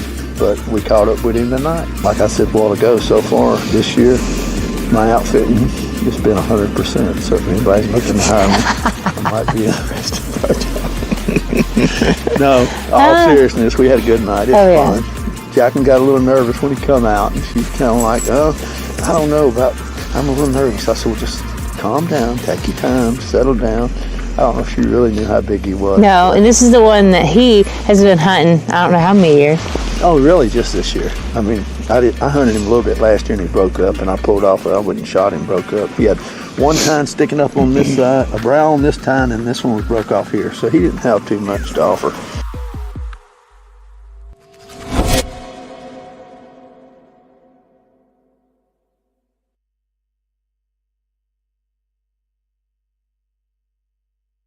To the house here, we went and checked a spot for this evening before we came back, and just waiting on Dave to get here, tell us about his hunt. But for us, as you can see, it was skunk factory. We've seen 0 deer.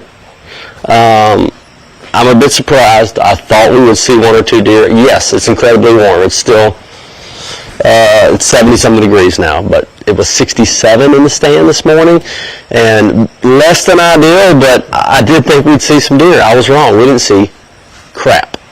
Dave's seen some deer. I don't know how many, 4 or 5. We'll find out exactly once he gets back. But I'm sorry, we didn't have more to show you. I thought that spot we were going to was at least worth a doe. I was wrong. But it is what it is. I want to give away our chestnuts from Native Nurseries. They have agreed to send out a 6-pack So let me see. I'm on Facebook. I'm checking out some comments. We got some creative ways. Here comes David. We'll get his story, then I'll have you a winner on this.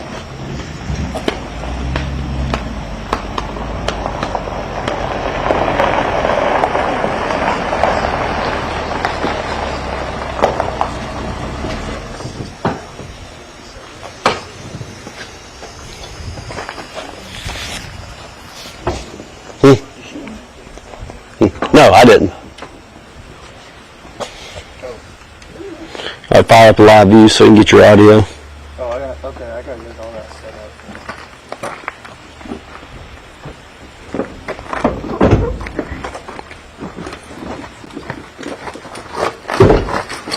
What?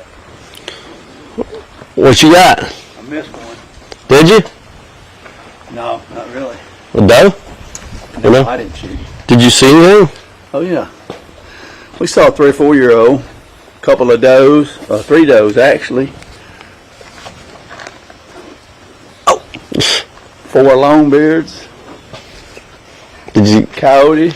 Did the buck make the live stream? I don't know. Did he? Right before we started. Oh, I don't count. No. How close did the does get? Oh, how about right there? Why didn't you shoot? I didn't really have a shot. Oh, behind you? Yeah. Well, dang. Were they eating acorns? Oh, we didn't see a deer. You didn't see a deer? No. Man, I thought of all the places you would. I thought that spot was good. Slip in, slip out. But, man, that understory is so tall in there, you know. You can see. No, you can see down through there easy. You can see them, and I know they think they're hidden, but no. You know what that place that might have done, all that TSI work and all that we've done in there might have done? You know how the deer used to just walk through there? And yeah, it's made it more bedded. We jumped 4 deer bedded, headed in. I was going to say, that's probably created a lot better habitat right there. I've noticed, like, the cameras around that area have a lot more pictures of deer than they used to, too. So that means they're bedded right there. They just weren't in there this morning. That was unfortunate. Cool. We saw coyote, I don't like to name it all, but raccoons. Well, I mean, we've seen just about one of every species that lived in there except the turtle. We didn't. It was struggle bus where we were, which we knew it was kind of like that. So, I mean, we ain't mad about it. It was still a nice morning. It was beautiful, man. Very nice morning. Yeah. Got me a little sleepy there for a second. I had to shake myself to wake up. I know. It kind of hit me when I got back. Let's see here. Man, I had a really good comment on here that was cool. I don't see it anymore.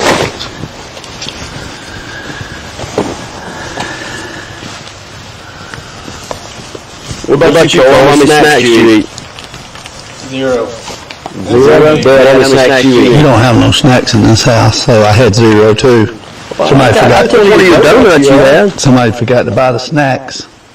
No, I'm trying to buy healthier snacks for you guys. It ain't no fun eating all them healthy snacks all the time. Every now and then you got a little mixture. A little bit. All that corn is still in them fields and them bottoms over there. I've never seen that corn this late there. They've always had it out before now. That probably didn't really help us a whole lot. All right, I'm on YouTube. I'm going to look at these comments on the live stream. And the giveaway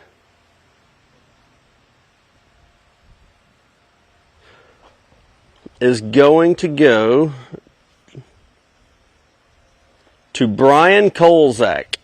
I think that's how you say your last name. Kolzak? Is that Polish?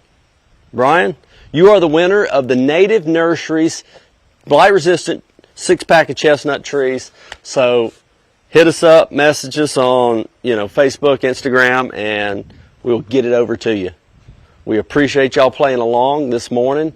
David had a great hunt. I had a slow hunt. We're going to go in here and get a game plan. It's almost time for some lunch. eat some lunch. I got a couple spots I got to check. I got to move some cams around. This is kind of our transition period when we start moving all our cams to scrapes for the next, trying to get ready for the next 3 or 4 weeks.